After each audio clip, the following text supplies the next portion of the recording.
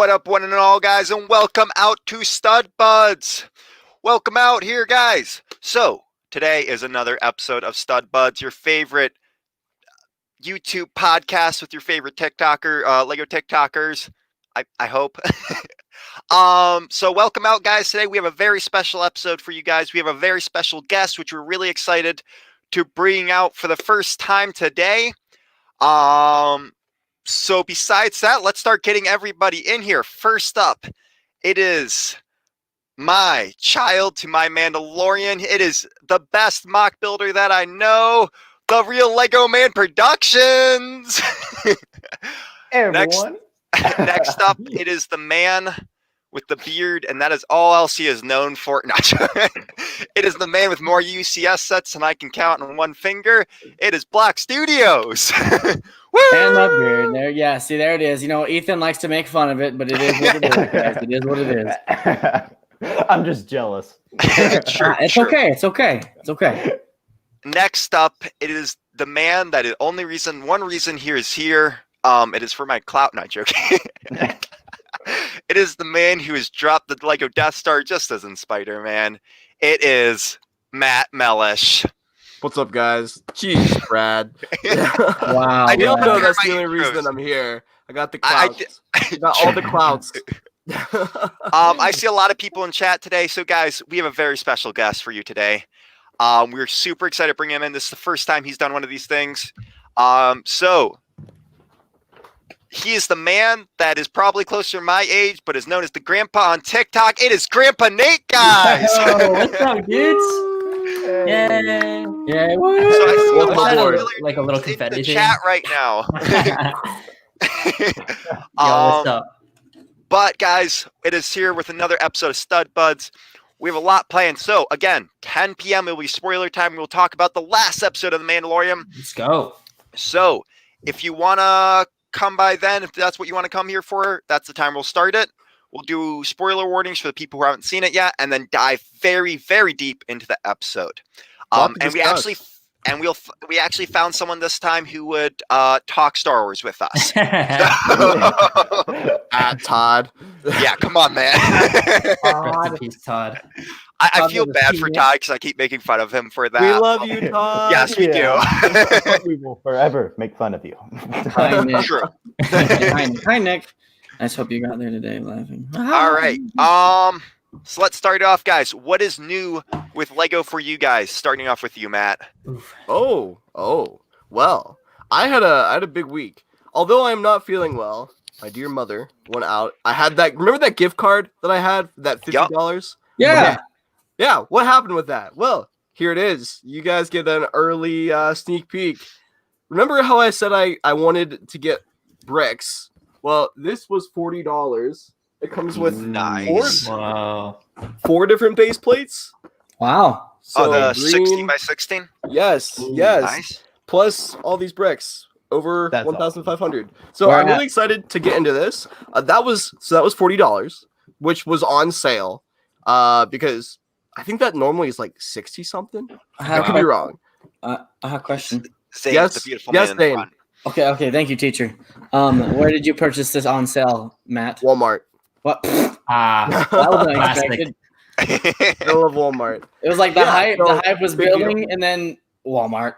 Yeah. Well, I mean, if you want a deal, you know, True. sometimes you gotta shop at where everybody else Guys, I shops. found the great haul for $20 at Walmart. Yeah, I Like, mean, I can't hate on Walmart. I really can't. Yeah, you got that. You got the great haul, didn't you, Brad? which the reason there aren't as many Lego sets behind me right now is I'm actually moving all of them to put them on different shelves and set them up better. So yeah, that's why they're not behind me right now. So then I had an extra $10, right? Nice. Extra $10. Oh. So I took $10 off this, which was originally $50. Then I made yes, woohoo! Let's go. Yeah. I'm so scared. Stop. Literally great building DS it as we debug speak. So what I'm saying is it was 50 originally. Walmart brought it down to 40 because the deals are at Walmart, Zane. That's just where to shop. True. Walmart, sponsor me. I'm here. So this was now $30 because I took $10 off, and I used it. Nice. Thank you to all my fans who donate during my live streams. I know you guys have been wanting me to get this, so this Pop-Tarts. was made It's a possible good through set. you. But I already have Pop-Tarts. I was thinking of Cold Guy Dom's comment, and Pop-Tarts, yes, but I already have them. I already have strawberry Yeah. Pop-Tarts sitting on the top of my refrigerator at home, so no reason to get any more. No, I just I'm gonna quickly say hi to some people that popped in the chat. Dave Morgan, I just saw you. Brick Blaze, Cage Bricks, Floaty Bricks, Cool Guy Dom. I saw Brick Smith and Brick Blaze there. So for Zoom, I saw you there, and there's a bunch of other people I recognize. Laughing Lego Productions, all those guys there. Thank you guys so much for coming out and supporting us tonight. Laughing Yeah, Lego no. Productions, when he hits 10,000 followers, I got to send out a giveaway for him. I told him as soon as he hits 1,000. Sorry, I told him as soon as he hits 1,000, I would do a giveaway on his behalf. Wow. Ooh. What So a he's guy. 90, but he said it in the chat somewhere. He's at like 995 or something like that. Yo, everybody go follow that guy if you haven't already then. Yeah, no True. joke. Yeah. Everyone needs to Actually, go follow you great should that. follow him animation. for other reasons. Right now, me and him and a bunch of other animators, a little sneak peek here, are doing a collab work project right now, and I'm super excited. We're working on something kind of cool coming out. So, and also he's made some really cool animations in the past, so definitely go follow him. For He sure. has. I also saw Dude Jude in the chat. What up, man? All right, Dude, so Zoom, Ethan, Red Bull, what is maybe. new for you in the Lego world? I did a TikTok today. I built. I want to say I loved this idea. It was basically something a drawer would do to like pick different things. Make him big. images. Make him big, Brad. I want to Yeah. see. Yeah, make Bring him him in. big.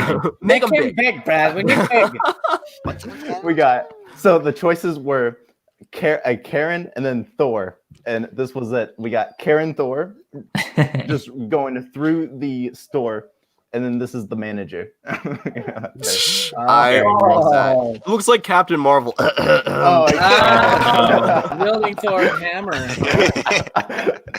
No comment on that film, but Yeah, we'll keep the comments about that film out of it. no Thank you comment. so much, Brick Blaze, for coming out so far. So, yeah, I do love that idea. Though I definitely gonna try that because I think that's so much fun to get like Yeah, a it kind was- of like draw thing. And what you were gonna say something? Sorry. Okay. yeah, I am definitely gonna do more. Like I remember, I was just scrolling through TikTok today, and I saw someone. It was like a big account do it. Oh yeah, you know. it's the person who created that account. Actually, app. Her husband created it. She's like a Oh, it drawing is? artist. Yeah, I'm Oh, pretty that's sure. And I've Yeah. seen a lot of her videos in the past, and she had some really cool stuff. Zane, Yeah, that's you look like you're biting at the bit. What is new in your Lego world right now? Do you want to talk about the good news today or the bad news today? Bad news Both. first. Good news. Yeah, bad. Okay, we want to start with the bad news. Okay, so I decided. Well, actually, me and Matt were talking last week after the stream to try to figure out a way to incorporate my drone stuff into. Now I Lego feel stuff. bad. Now I feel like it's my Well, fault. no, it's not your fault. This is trial number one. You trial by error. You know, that's the best teaching is by making mistakes. So Amen. I took my X-wing, okay, and I got my fishing my fishing pole, pulled some wire off of it, and I tied this to my drone that I use to make commercials with. And the weight on this thing is more than the drone actually weighs, and so like it just didn't stay very stable. Some issues, blah blah blah blah blah. Well, the wind caught it and made this thing start doing this. So the drone started doing this, and then the battery was going dead, and then my wife went inside, and so the drone decided, we're gonna land here. So I had to drop the GoPro and I had to reach over. And when I reached over to grab it, my hand went into the props of the drone and I cut up my thumb and my fingers and stuff. So you're like, lesson learned here. Yeah, exactly. Lesson learned. Don't touch spinning props. It's You the lose them. worst. Worst to live by. Exactly. In a motor, it says, please make sure engine's turned off before operating on it or something like that. You know, duh. But for some reason, I stuck my hand in it. That's great. So You're lucky you don't look like Luke Skywalker. I know, I'm Empire lucky. Strikes Back. But you know what? I didn't lose a single Lego piece. The drone didn't break. Ooh. Everything is good. At And least I- it was my the next smaller question. drone, and not like an Inspire or Phantom. So yeah, a helicopter. mine's still like very expensive, but it folds up and it's more compact, so I can put it in the backpack and take it with me. But the good thing is my wife decided to be nice and she bought me this advent calendar. Ooh. I Aw. wanted the Star Wars one, obviously, but I For guess sure. for Harry Brad's Potter- sake, I had to jump on the Harry Potter train. I'm sorry, but the Harry Potter Advent Calendar is way better than the Star Wars one, and I've been learning that a lot this year. I think it actually is. Yeah. It is. And I don't even buy Yeah. them. Look at the little sets you get inside the Harry Potter one compared to the Star Wars one. Like, Well, what I can say about it though is I don't like how, because this is my first Lego Advent calendar. I don't like that the instructions are on the little fold-out page. no matter which Yeah. one you get, that's what's gonna happen. I don't like that because it like closes on itself, and I'm like trying to see how in the world do I build this thing? It Yeah. doesn't make any sense. That stuff drives me I feel like it wouldn't have been hard for them just to add a little booklet that's like, I don't know, taped Well, onto the inside. But This is then gonna make it's Matt always, mad, but with these little characters, okay, these little Mario characters, I don't mind the build characters, but I don't like the sets. these The are from sets- little mystery bags. There's I like, love the have, like, mystery bags. I have a yeah. couple of those. Those ones are great. Yeah, it's not part of the actual Mario set. They're just Yeah. fun little things. You have my grace then. Okay, thank you, thank you. Sir. But I mean, So these ones, for example, how do I explain this? I'm trying to think of how to explain this. Anyways, okay, well, whatever. They come with like a little tiny piece of paper that's like this big, and it folds up, Yeah. folds open, and has like 4 little instructions on it, and that's it. Like it's so Perfect. small it could fit in the little box for the Advent calendar. But Sorry, I'm- I'm laughing.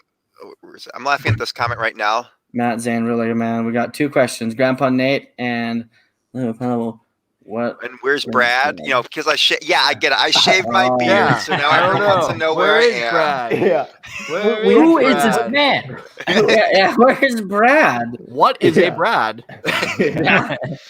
Let's talk about that for a little bit. We actually look Brad. similar. How's your week been? What Oh, Yeah. happened to him? You doing okay there, buddy? You want to talk about anything? So I don't know. Well, so okay. So I started back at my deli job, and I have to wear a Wow. mask for 8 hours straight there. And I hated the beard over the summer, rubbing up and down. wait, you down started your against the job man. back there? I thought you quit.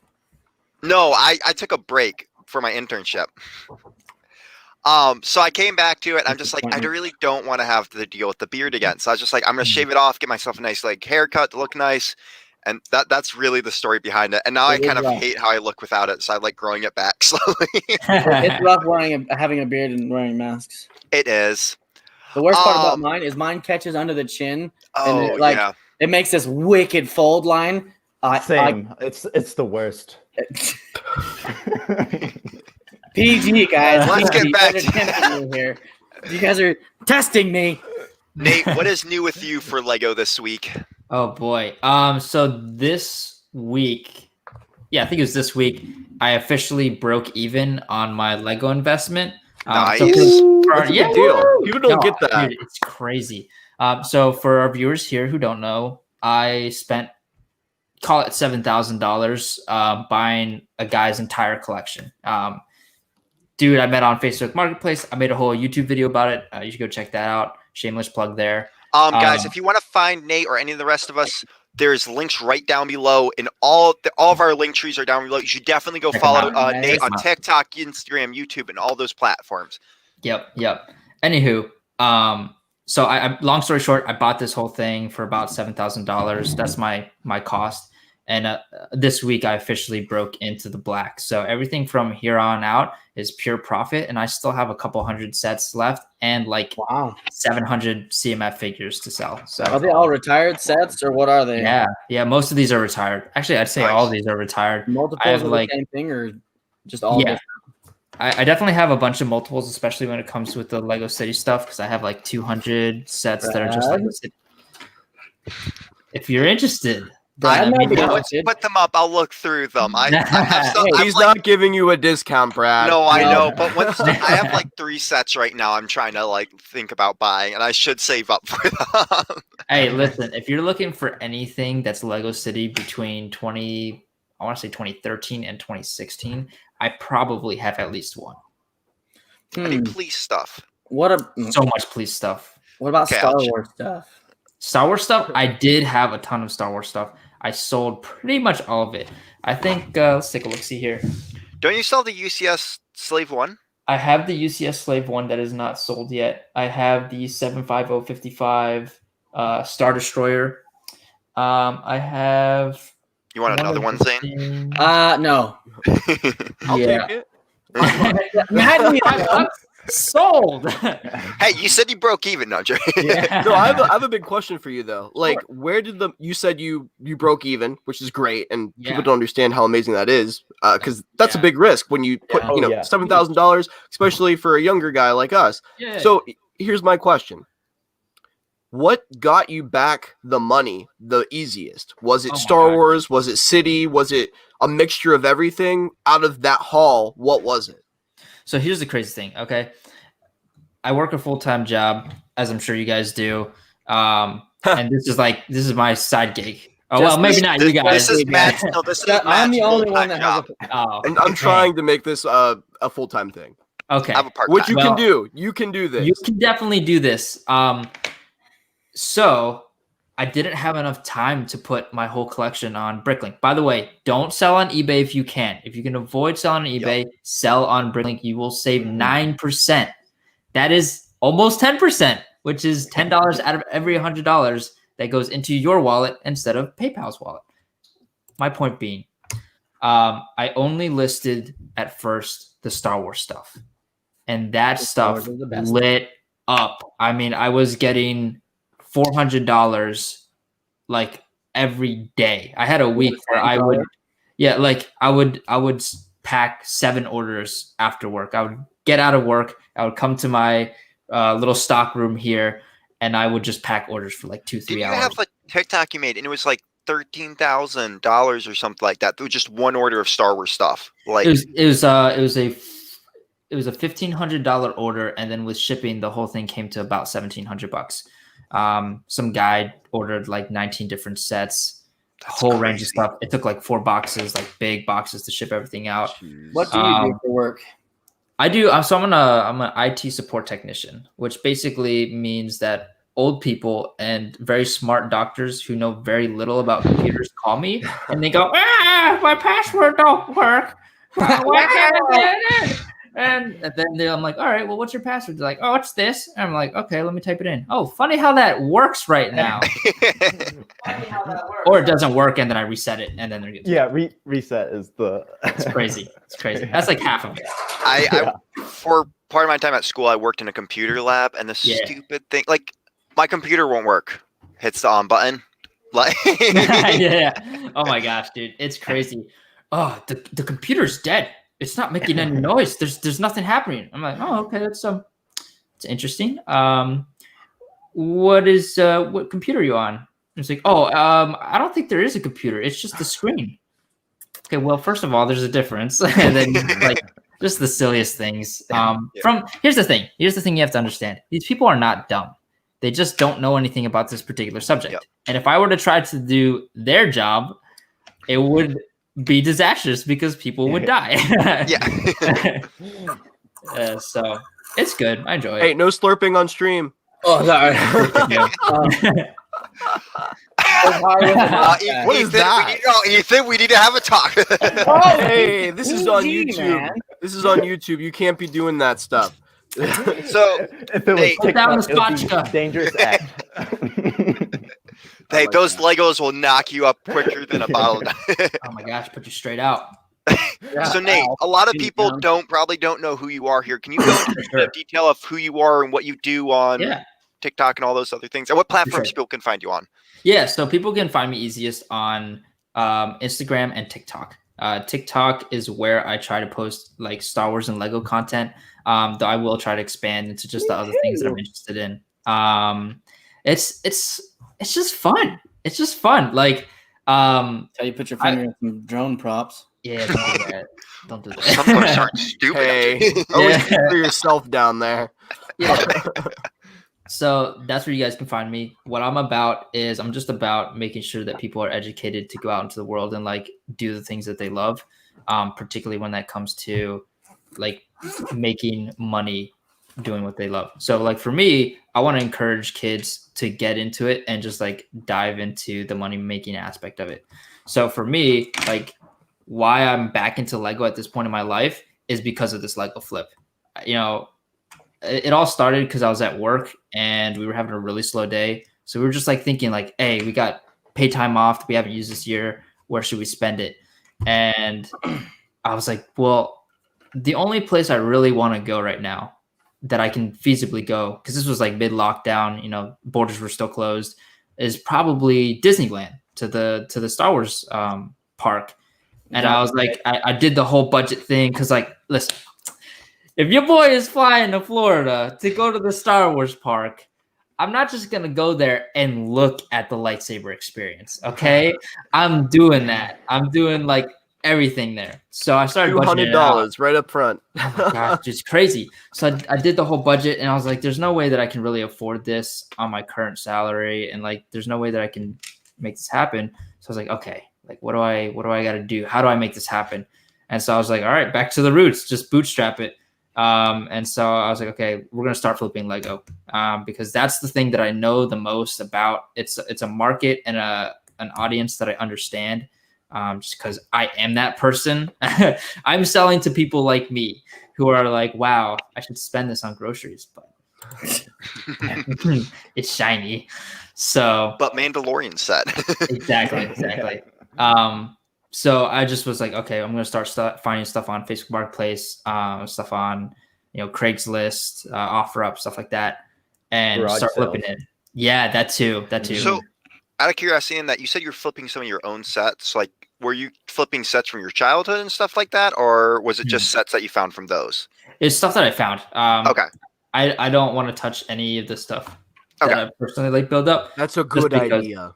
Yeah, I'm gonna regret that. I will 1000% regret it. Plus, I want to give this to my kids. Like my personal collection, eventually there's going to become a point where I'm not going to have the time to really devote to it. And I would much rather have my kids enjoy that than it just like sit in a box because I'm too petty to allow them to use it. Yeah. My 2 cents. So that's how I got into it. So I started flipping stuff and I came across this opportunity and I literally just jumped on it. And I showed up to this guy's house. I thought I was buying like 6 to 7 sets. I had about $600 in my pocket cash when I showed up to this guy's house. And you went from $600 to $7,000 real dude, quick. It blew my mind. I thought the guy was moving. Okay. Cause this is like June. So lockdowns are still pretty new. COVID was still like a very big concern in everybody's mind. So I pull up to this guy's house in my car. Like I just, drive a sedan and I hopped out and I'm like, is this guy moving? And then he comes out of the house and he's like, oh, so like, this is all the Legos. It is literally like, I'm talking 24 to 25 boxes, like moving boxes, huge boxes of Lego, all unopened. And he's like, yeah, I used to do this with my kids. They're going off to college. They're not interested. They want to do other stuff. So I'm just looking to get rid of it. I was like, okay, first of all, sad. I'm crying for you. But second of all, I will buy all of this from you. So I spent about 2 hours going through each box, just kind of trying to get like a grip on what was this collection? What was it worth? Because I didn't want to shortchange the guy. For my like 2 hours there, I figured it was worth roughly about $12,000. So I offered him 6. He countered with 6.5. Talked him to 6.4. He was like, meh, okay. So I was like, okay, cool. This is not going to fit in my Honda Accord. I will be right back. And so it was like 5 o'clock. I ran home, opened my safe, took out a stack of cash like this tall because it's like 1s, 5s, 10s, 20s. That's literally how I organize my cash too. Yeah. So I just like had this super sketchy looking brick of money. Yep. I go over to my parents' business. They have a college textbook business, so they have a cargo van that I can borrow, but it's super old, super beat. I mean, like it's a '99 E350. There's holes. So you have a lot of rust. cash in a sketchy van, dude. 1,000% drug dealer vibes. I'm just rattling down the road, late at night with this brick of cash in my crappy old cargo van. I get to this guy's house and I hand it to him, and he's like counting it out on his front porch as I'm loading like box after box into my cargo van. Literally, the whole cargo area is full, all the way to the top. Holy crap! I was literally like, I'm an idiot. I just took $7,000 out of my savings and gave it to this strange man in return for a cargo van full of Legos from 2013 to 2016, which at this present time, I do not know the value of. So I was like, all right, this could go one of two ways. Either we going up or everything's going down. Or you have a ton of Lego to build. Oh my gosh, for real. Well, that's So- the thing. Anybody who thinks like super too rationally about it, they would Yeah. never take a risk or do something like that. No, 'cause You're- it doesn't make any you're- sense. Nothing even close to an idiot. You're super smart for wanting to do that, number one. Thanks, man. And I'm giving you mad props, dude, because nobody does it like that anymore. And Yeah. you're making plays and you're gonna do it for your future. Yeah, dude. So I've hit my primary goal and then I've hit my secondary goal already. Primary goal was break even. If I can at least break even, then at least I didn't make a mistake and I have a lot of free Lego. That's how I saw it. Yeah. So we hit that this week. And then my secondary was to raise enough money to go and do this trip to Disneyland. And so I just did that as well. So I have enough profit now that I can set that aside and go do that. And I'm super stoked. Don't know when it's going to happen because this The lovely world's world ending. that we live in. But when it does, I am so excited. Here's my one dilemma now. I've got the money. I'm waiting for the opportunity. I need people to go with. Oh man. That's like don't get me wrong. I will go alone. Nothing will stop me. I will be that guy just like pedaling around like, oh my God, I'm here. From what I know about living at Disney for 7 months, Oh wow. there are plenty of people that enjoy themselves perfectly going alone. I was one of them because I don't know if you know this. I did the Disney College program. It was an amazing experience, Wow. but I went to the parks alone all the time. That is Oh, the nice. best way to go to the parks. I'm not gonna lie. For real? Although if you're gonna take a trip with other people, that's gonna be fun in a very Yeah. different way. Yep, but yep. just putting it out there, you should definitely still, if that is the path you choose, definitely go and enjoy it. Yeah, nothing 'Cause you stopping worked me. for it. I'll get there. Mhm. I will. So I have a question. Let's go. Why pick the name Grandpa Nate? Out of curiosity. Sure. So Grandpa Nate kind of came out of two things. There's a book called Story Brand by Donald Miller. And it's a book on marketing. And basically it teaches you how to create a story brand, develop your brand based off of an actual story. And it kind of gives like the basics of stories and how these things are come together. Anyways, the point being, coming out of that, I needed to decide what I wanted to be in the future, right? And what role I wanted to be in my audience's life. And I think the role that I picked was like the wizard, like the Obi-Wan Kenobi character or like Ben Kenobi character. Because Luke Skywalker is this gifted kid. He has the stuff, right? But he needs Ben Kenobi to take him from Luke Skywalker, the kid on Tatooine, to Luke Skywalker, the Jedi, or Jedi to be. And I would love to help my audience go from being, hey, I'm 14 and I really love Lego and Star Wars and I want to figure out how I can do more of this in my life, to, hey, I'm 20 and I'm running a brick store, or I'm 20 and I'm creating Star Wars content on TikTok because that's what I like to do. So any way that I can help kids or just anybody do that and be an encourager to them, that's where I feel like my role is. I'm not going to have all the answers, but if I can just be the one person, if not part of the group in their lives that's encouraging them to do the things that they really love, I think that's huge. Like, I had really supportive parents. I have really supportive family. All my friends are really supportive, but that's rare. Like, a lot of the kids that I talk to, I know Brad can talk to this, especially like in the Senate, which is like a TikTok group of like Star Wars kids that we got added to. Super great guys. I mean, the community here is amazing. If you guys are not familiar with it, they're awesome. They're super great. But a lot of them like get bullied at school because, you know, they're passionate about something and they stand out, and you put your head above the crowd, you're going to get some eggs. So I don't know, if I could just be a supporter to these guys, that's why. The secondary reason is it's an aspirational identity, meaning at some point in my life, I would really love to be a grandpa and be in that role where like I have my, whole family out before me and I can just sit back and like just be that grandpa character in my in my kids' lives, in my grandkids' lives, and just like give. I just want to like be able to give whatever it is that they need to my family. So that's same the whole thing. That's awesome. Yeah. The same I'm the real aspiration, Lego except man. it's a criminal empire I'm working over. Like, And I'm thinking about changing my name. That's a later subject. Well, listen, if you want to be Grandpa Ethan, you go for it. I'm not going to be You can be butthurt. grandma. yes. Grandma Ethan. Or the child one Ethan. and many. Ooh, I there still- you go. I will adopt you. Don't worry. Ethan is our youngest in our group, so like, Okay.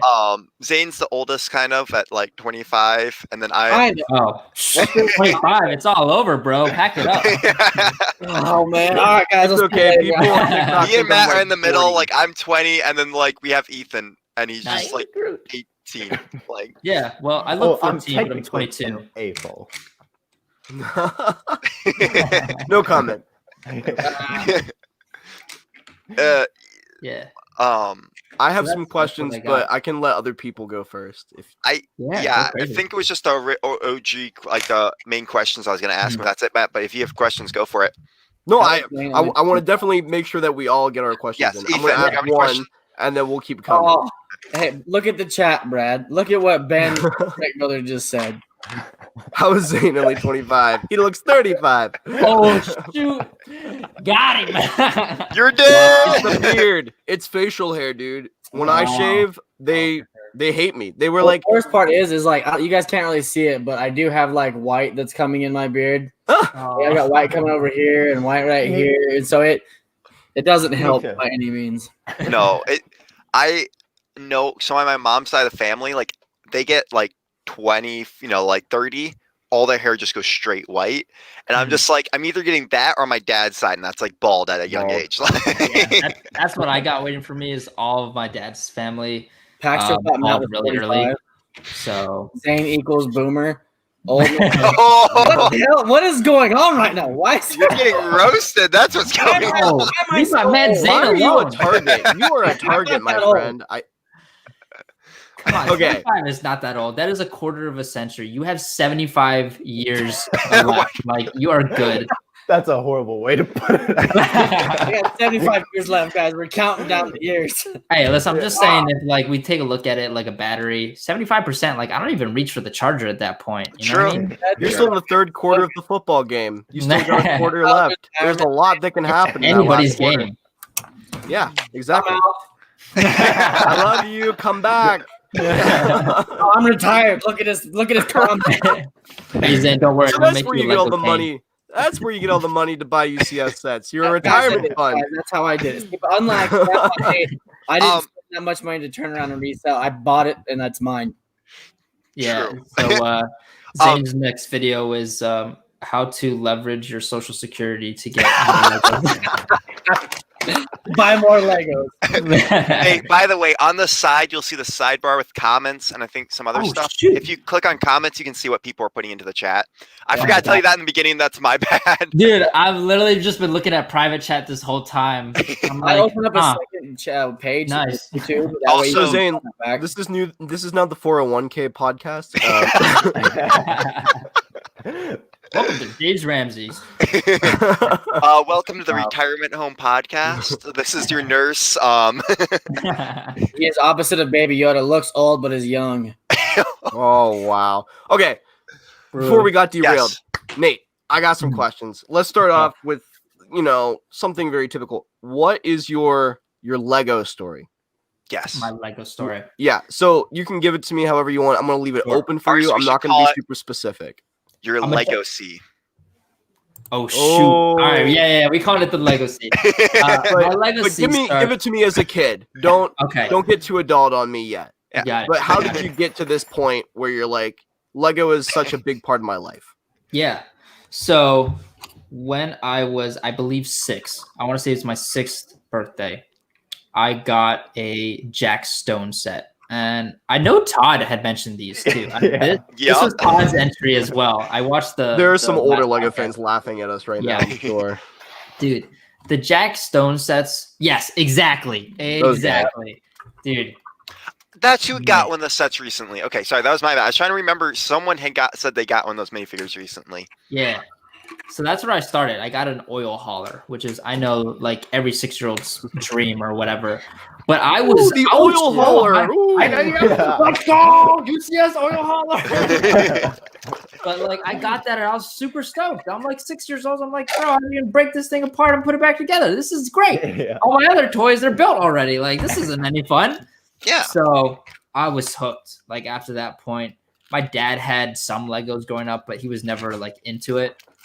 But, you know, I got that. And from that point on, I literally was like, I don't want other presents. I just want Lego. So Christmas, Hanukkah, birthday, literally any holiday that ever required a present, it was Lego. It like, I don't think I've gotten anything. Yeah. And then I started digging into my savings. But from that point on, it was just Lego. And here's the thing. I have 3 siblings. So my older brother was the same way. We both got Lego that first year and we were hooked from that point on. So anything that he got was Lego. So you had 2 people building collections. And then my sister, you know, she got into it because her older brothers were into it. And so she got a ton of Lego. And then, of course, my little brother now, he's like 8 years younger than me, but we hang out all the time and he's super into Lego. So everybody in my family just be collecting Lego. We probably have, I don't know what the resale value is, but probably the retail value was probably about $15,000 of Lego built up over a couple of years. And none of it is treated well. And I should specify that because they are not collector's items. Our personal collection is not a collector's item. Nothing is kept in pristine condition.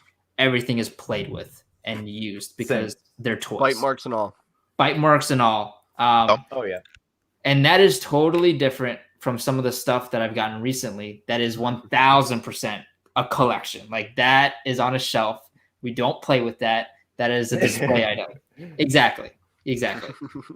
So that's the whole thing, you know, started at 6 years old with the Jack Stone sets. And then recently, you know, with this flip, I've used a little bit of that money to get, like, I got the Kylo Ren shuttle, which was really nice. I got that same X-Wing that Zane was showing off. I love that build. It was awesome. I love, like, they just... Oh, on that note, by the way, I did lose a piece today. I didn't realize that. Oh. Just now, because when I set it down, I always have the wings out like this. Yeah. I let it down, and then down here on the very bottom, if you guys look. Oh, no. Which piece is it? See that It's that inverted piece with both sides. Actually, 2 pieces because there's 2 pieces in there. It's like a little piece and then a little stud. Yeah. Gotta go look Do it right for the in grass content. Right now. It's out there in the grass. We'll find it someday. It's orange, so it should be easier to find. I mean, it's an easy one to replace, luckily. Yeah. But Okay. yeah, so that's Nate, how I got to Lego. This is a very important question. Do you have a TIE fighter? So please don't shoot, but I don't have one. And I'm Can't be part of TIE time. How are we gonna have night time? Do you have a tie? Like a clothing Sorry, item? There's a big joke that we have when we transition from Lego to Mandalorian where we go TIE time and we all hold up TIE fighters. It's stupid, but it's a joke. I forgot to tell you. Okay. It's okay. Okay, so here's the thing. I have a bunch of ties that I've gotten over the years, like back in the day, but they're all in pieces because I've built crazy things out of them and had fun as a child, you know, God forbid. And we're never going to get on anybody for having fun with their Lego sets, as in, you know, destroying them and building them another thing. I destroyed so many sets, and like I had I'm like the youngest in my family with cousins and brothers. Gosh, so dude. all their collections came down to me over the years. So a lot of my stuff like that, I would not have a lot of sets because of that. So that's because all the sets that were really mine, they were all destroyed. Yeah, I feel that. But my brothers had like the older Indiana Jones sets. They had several, and I just I played with them. I destroyed yeah. a lot. I remember My- the Jungle Chopper Indiana Jones set. I just rolled it off. My brothers Yeah. had the original TIE Fighter and X-Wing, and I've built them over the years, but like I know they're sorted into parts right now. Like Yeah, I mean, I've done unspeakable things to minifigures over the years, because I was like a kid. Like for example, Republic Commando, that game was freaking amazing. But once I finished that game, I was like, oh my gosh, this is the greatest game of all time. I need to have these in Legos. So I literally mutilated 4 clones I did and the same built thing. the Alpha Squad. I mean, I shaved them down with a Dremel. Mhm. I Oh, painted over the decal. I did the same thing. I have definitely committed some Lego collector sin. I had some 4 clones that like someone gave me, and Yeah. because they weren't ones I bought or got given to my collection, I did Yeah. the same. I shaved them because I watched the online stuff. The people Yeah. who used to make those amazing animations back Oh in the my day, and I was God. like, I have to do it. Like Exactly. I was like, whoever you are, you could be living in your mother's basement. I want to be you. So, Nate, I apologize because I've seen you on the Senate. Yeah. You talk to people, and Brad obviously talks everyone's ears off in there. So but no, I've seen you in there. I've seen your kind words that you and stuff you give to people and help people Thanks, man. along. But what I haven't really seen you on TikTok. Yeah. What type of content do you make? Because like Matt creates kind of his own stuff. Ethan does mock builds. I'm weird. That's my brand, my own stuff. I mean, he does trends and whatnot, but Yeah. incorporates his voice and stuff into trends. I just like lip being sync, funny, it's and, okay. like And I throw a dart at a dartboard, and that's what I do that day. like yeah, his is random as hell. So, what type of content do you make for TikTok This is necessarily? I bad. mean, it doesn't have to be one. Oh no, not the 2x4. Oh God. What type of content do you typically make, and what's your favorite type of content to make? To be honest, I haven't figured it out yet.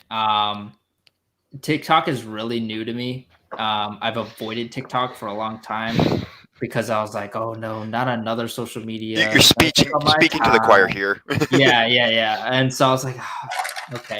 But one of my buddies was like, yo, you got to get on TikTok. Like your content's going to kill it on there. I was like, all right, well, give it a shot here. So to be honest, I'm not sure. Like I'm just exploring it right now. I'm just trying to have fun with it and not let it get to be a burden yet. Yeah. Because I know that for me, once I perceive something to be work, then I have to like try to schedule it into everything else, and then it just ends up getting lost in the shuffle because it's kind of like low priority considered, Yeah. See, I have to schedule mine with a full day of work. I come home and I do mine scheduled in. It doesn't feel like work. I really enjoy it. I have tons of fun. Yeah. But with my day to day, I have to set time aside to do it because I also have my wife and I have my family time and my stress of my job particularly. Your grandkids, your kids, my great grandkids. Got to feed the dinosaurs. I got to call from time to time. Things get rough. You never know. But so like it's like between like 6 and 7. I make some things in the afternoon. And Matt's actually one that talked to me about this in the very beginning when I first met him. Was making content and putting in your drafts, and then throughout your day, the next day, it's already there, and you can post it in the time zones that are best for you. And so that's what I do. I come home, I make some videos, and then I just hang out. I go live sometimes. I talk to my wife. We watch TV, play Call of Duty, whatever. Nice. My stuff is there, and it's done, and it's ready for the next day. That's So- smart. Also, can we just take a second? Let's just pause for a second. I want to congratulate that guy on almost you're so close to 100K. I don't Yeah. know where you came from, Woo! but congrats, dude. You Yeah. deserve that. You're- Seriously. I have grown. I haven't grown as fast as those two for some unknown reason. but You're growing faster than me now. Well, I've grown Not wrong. 60,000 followers between the last 20 days. I think it is. Wow, that's Okay, crazy, that's man. Do 1K a day and you'll be beyond all your dreams. That is dude. my- Wow, yeah, Come on. you're What? you're like 6,000 away right now from hitting that. Am I at 94? Wow. Am I at 95 yet? You're at 94.9. 0.9. It's almost 95. Ooh. Yo, So everybody my- tag your grandma on one of his posts. Hurry up. Yeah. I'm trying to hit 100 by Christmas. That's my goal. So that's kind of You That's will. great, dude. my. I just need another 600, and I'll get to my 10,000 goal by the end of the year. But You'll do it, Brad. Creator trying. fund, roll the dice. except I've heard problems about that recently. So No, we'll there's see. no problem Okay. with creator fund. If I I'm here can to tell you grow that. literally 1,000 to 2,000 followers a day, you're doing just fine. It won't change anything. Yeah, no. It's honestly about the content you put out and the people that follow. Yep. That's it. Yeah. Yep. And Yep. like I've had some days that I've posted something that I've worked really hard on, and like Matt, you know this, and people are just not into TikTok that day or whatever, and because they Yeah. aren't into it, Luck.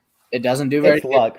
And then the next day, you make a 5-second video like about my Lego cup or something, and there's 500,000 views for absolutely no reason. I did a No. video. Okay, so there's 2 videos that blew up on mine recently. One of them mine was seriously me getting not really mad, but defensive about what minifigure I was showing off, and that blew up more than the original video I made about it.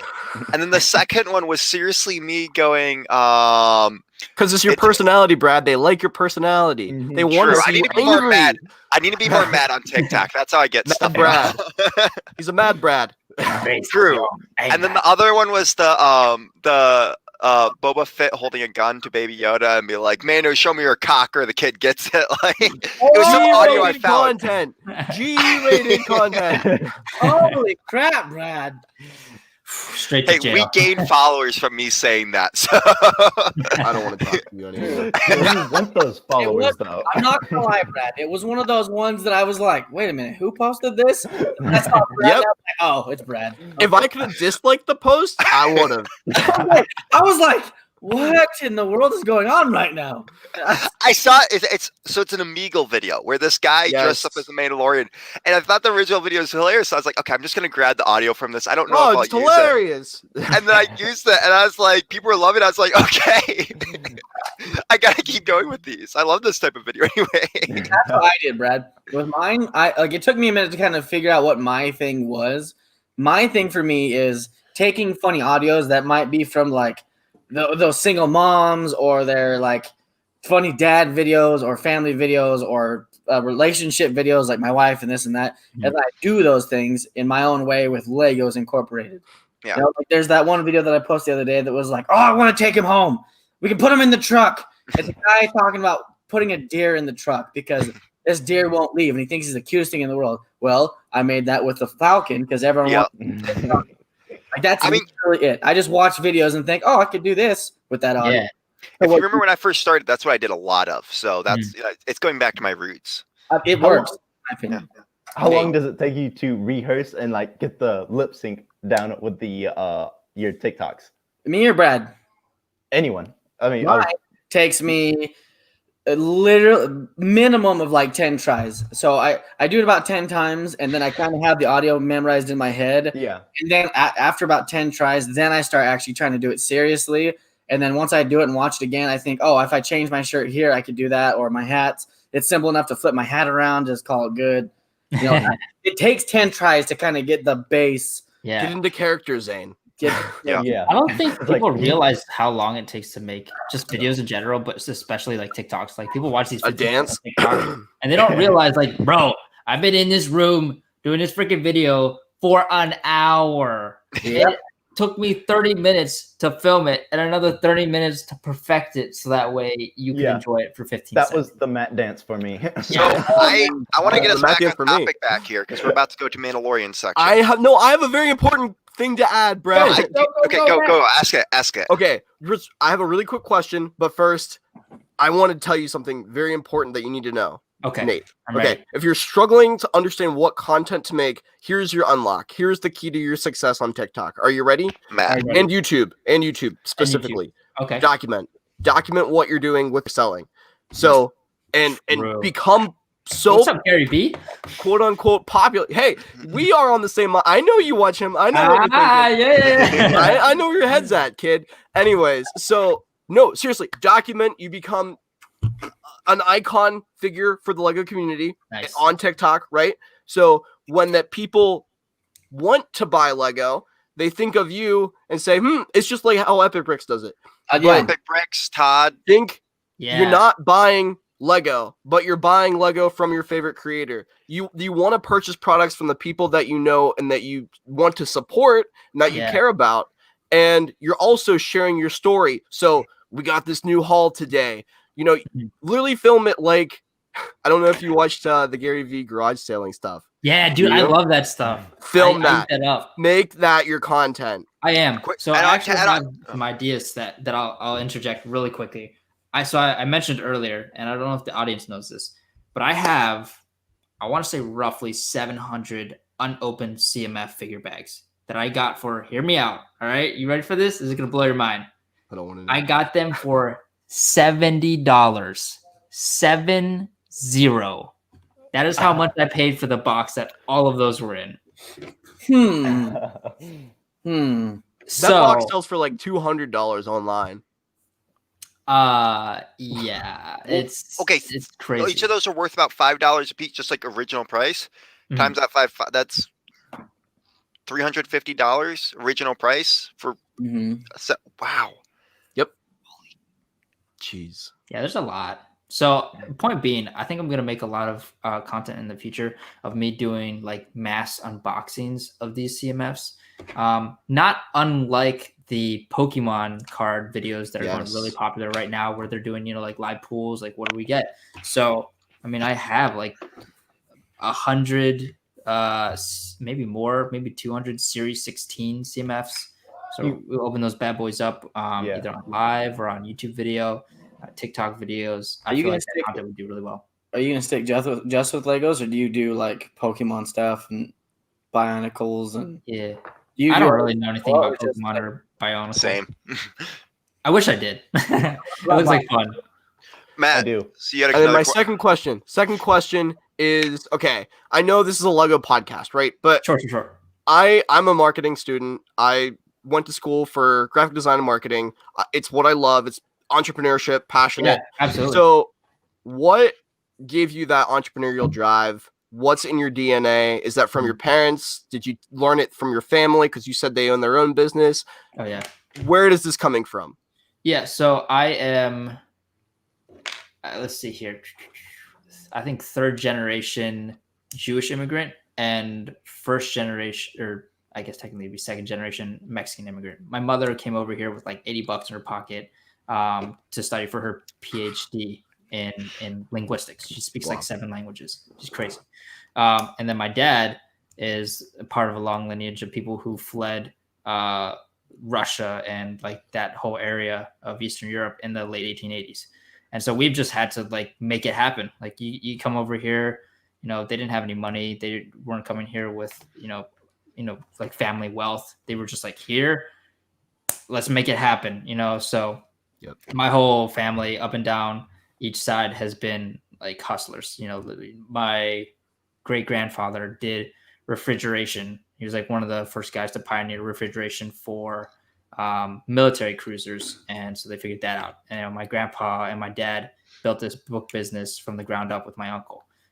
So like my whole life I've been working. I've worked in my parents' warehouse since I was probably 4 years old. So like I've been shipping stuff since I was like 4 or 6 years old, which is definitely a violation of many child labor laws. But I would not have it any other way. Like I would not be half the person I am if I did not work my butt off as a kid. Like I worked, I think, more 10-hour to 12-hour days than most Americans have in their life as a kid. And I don't regret any of it at all. I hope our chat is listening. Yeah. All right. Here's the one thing. If you are, and I don't want to sound too much like Gary Vee, but I'm gonna risk it for. It's okay. I do it all the time. They never know it. They don't know. if you are 12 to 16, okay, that is the hardest time to get a job because it's basically legal. Do everything you possibly can to overcome that. Like, do not listen to people who are like, you gotta wait till you're 16 or 14 and get your work papers. Like, find somebody who will pay you $5 an hour to shred paper or push shopping carts. Like, it doesn't matter. Like, find family businesses that will hire you under the table. Not trying to like don't waste time just playing video games. Like, video games are important. I'll be the first to tell you that if your parents don't already tell you. Video games are important. It's important to spend time with your friends to build your friendships over that. And video games are a humongous catalyst for that. Do not spend 8 hours a day playing video games when you can spend 4 hours doing a job that maybe you don't like, but you're building capital that you can go do stuff that you actually like with. And you can afford to play video games. Or start streaming the video games that you're going to be playing 8 hours a day anyways and kill two birds with one stone. You love your friends and you can make money doing that. I just solved everybody's problem. Boom, boom, boom. But for real. Yeah, you hear that, Matt? Grow your friendships with video games. I do it with Lego. Ain't nobody got time for video games. That's the one thing that I wish I had done more of in high school, honestly, is work. I wish I had worked more in high school, which is not a thing that any high schooler, let alone this high schooler, back in the day would have told you. Back in the day. Back in the day. I mean, I graduated high school 5 years ago, so. How old are you? I'm 22. He's 22, Matt. He is older than you. Do you see me? I look like 16. That's what all the old ladies tell me. That's not what you like. You gotta listen to facial hair. Yeah. You need a beard. I do. I can get mine. Can you just chop the bottom off and mail it to me? And I'll just take it in a shape. You can just glue it back to your face. Yeah. Just put it right here. Brad, what did you want to ask him? So I was going to ask, what made you want to get into Lego TikTok? What made you get into? You said why you got onto TikTok, but what made you want to become a creator? And also on top of that, I guess another question: how have you felt kind of accepted by the Lego community on TikTok? Because you've seen this, how huge it is. Yeah, no, it's insane. Honestly, I'm blown away by how big the community is. It's grown a lot in the last 6 months, in my opinion. It's crazy. Yeah. It seems like this is kind of the start of a huge arc. I don't know how long that's you're just killing me right now. Yeah, that's incredible. Hey Block's doing it. Hey, guys, this is incredible. It's his twin. Yo, this is great. Wait, I'm missing the hat. No, get the hat. I could have gotten to put a beanie on. So yeah, I feel I don't know how long this trend is gonna. Why is it sideways? It's seeing double. Gangster. That's what it is. Oh wait, there you go. All right. I'm missing the green screen. Hey, keep talking. I want to hear what you have to say. Don't mind these fools. Don't mind these fools. I don't know how long this trend is gonna last. I think you can hear my dog freaking out behind me. You're all good. You're all good. This is off the cuff. This is honest. We live, baby. We doing it live. We're making it happen. What it is about. So bitter beard. I got on there because one of my friends, he runs an off-roading or works with an off-roading company out in Nebraska. And he was like, hey man, I've been thinking about doing TikTok content because I feel like that's really blowing up. I know you're doing this Lego flip and you're putting out some content on your YouTube and your Instagram. I feel like you should really put this on TikTok because it's that bite-sized content that people really enjoy. And it's just when is this ever going to happen again? Take advantage of it, put it on TikTok. It's the popping platform. The algorithm is in your favor. Do it. I was like, okay, I can do that. So I made one video that was like, hey, I'm Grandpa Nate and I bought I bought $6,000 of Legos and it's worth $22,000 and it's everywhere. And people were like, what? I want to do that. So I was like, okay, that's pretty sweet. And then I made a couple other videos, me packaging stuff. And then I did a giveaway because I was like, all right, a lot of these sets I got pretty cheap. I know how hard it is for kids to get their hands on Legos because they just don't have a lot of financial capital to use. So I was like, all right, let me grab some sets here that I know are not going to sell well, but people will really enjoy if they have them. And just throw them up for a giveaway. And that exploded. For me, I had, I don't know, I want to say maybe 100 followers after my first video. And then I did that giveaway. And I think by the end of it, I had 1,300 followers. Nice. So and that was overnight. You talk about overnight success. That was literally overnight success. So it was just wild. I woke up the next morning after I posted it and I was like, 99 plus notifications. This is gonna be interesting. I open up the app, the video is at like 15,000 views, which is incredible for me, going from like 2,000 to 15,000 overnight.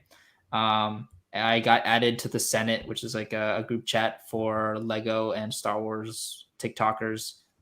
Super solid group of dudes. Really enjoyed just chatting with them. And yeah, I mean, that's basically how it happened. Where I go from here, I'm not sure. Hopefully up. That is all we can ever hope for. We all hope to go up. Yep.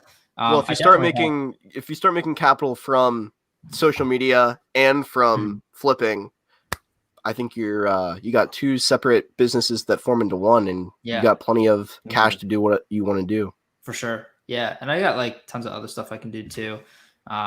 So I will be, here's a crazy thing. This is not Lego or Star Wars related, but in April, I will be buying probably a short bus. I will be renovating that into a camper. And then in April 2022, I will be taking a year-long road trip to every single state in the U.S. If you come by New York, say hi to me.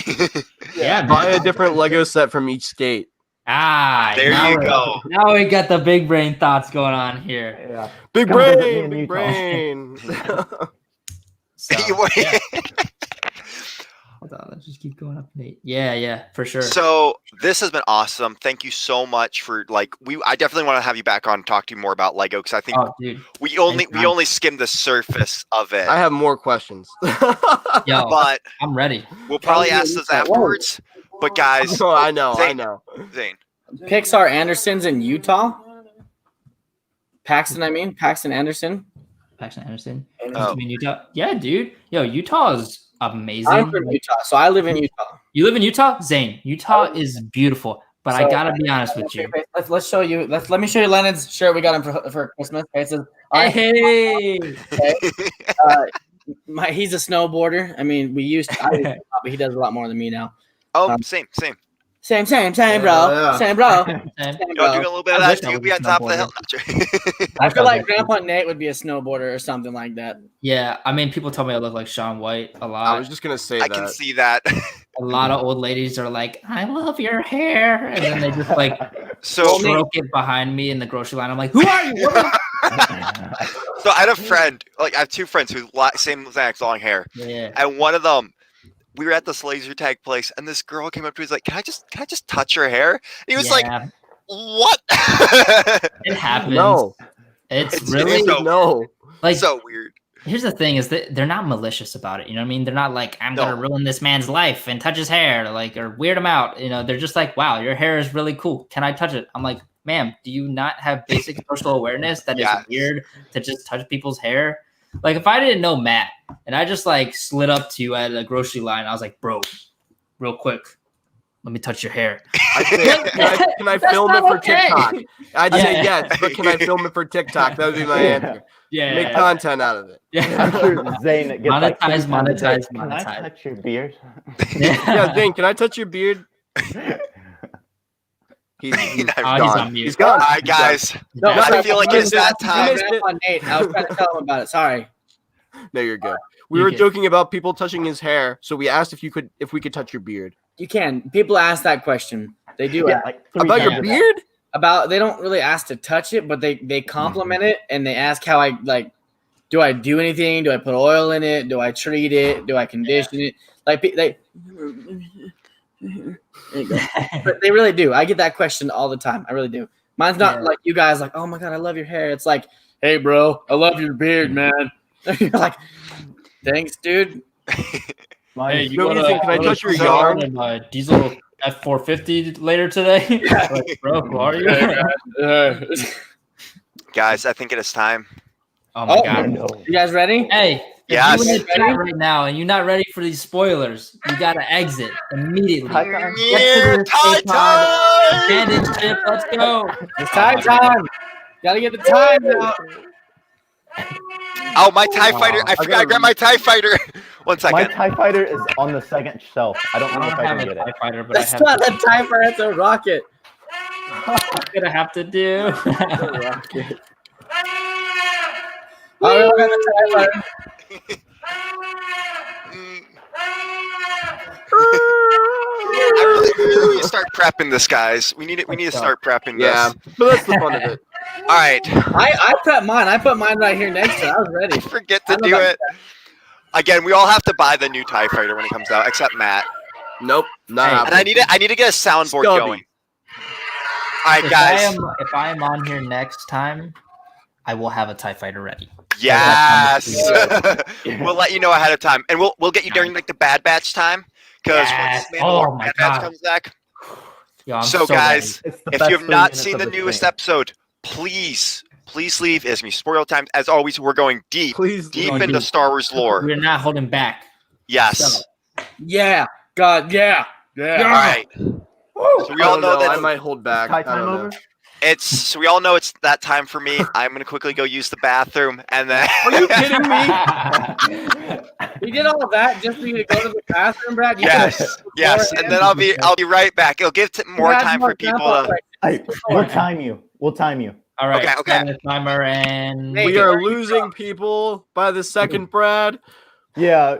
I could have asked you boy. another question, Nate. I had about Yeah. 50 more questions. I have another question for You Nate. got time now. I mean, Zane, Brad Zane, just- what's your question? Nate, where exactly are you from? If I can ask that question. Sir, I'm in the Philadelphia metro area. Oh, okay, that's a good place to be. Do you ever do any skiing or snowboarding or anything like that? I do, but I'm really, really bad. So I just go on the slopes and fall down them for 4 hours and then cry myself home. Y'all Come have to snow. Pittsburgh. Come to Pittsburgh. We Wait, you're have in Pittsburgh, bro? Seven Springs. Yeah, we have Seven Springs Resort. Yeah, come up here. We have like 17 resorts here in Utah, so Oh my Feel gosh, free to- Utah's like 90% just skiing. we just got It's mountain. It gets like This 110 is the degrees Lego here in ASMR Texas in the podcast. summer. If you want to know what it really feels like to sweat, go to Texas. Oh my gosh, dude, Texas is like really cool, but at the same time, bro, it really just be 110 on an average day. Like, I'm not trying to do that. The We- only I'm place going I've to ever Florida. been That's all to, I'm going to say, Nate. the only Like, place Yeah. I've ever been that's 60 hotter degrees is than, cold for me. the only place hotter than Texas is Louisiana. Mm, If thought you ever Arizona go was anywhere, Louisiana, you will die and feel your skin melt away. yeah, Hot. it's rough. In a It's wet hot kind of way. and it's freaking humid. So humid. So brutal. And now that Brad's back, it's also just as humid here on Sure. the stream. Not as hot as So I Louisiana. drink a lot of water during stream because it's that time of year where like the wood stove and all that stuff's on. So Oh it just yeah, dries me out. So it's just I'm like, super dry. I'm We got dry. the wood stove on over here. all right. So Mandalorian spoiler time, guys. God. Let's get into this. So deep. It was the final episode, guys. So quick recap.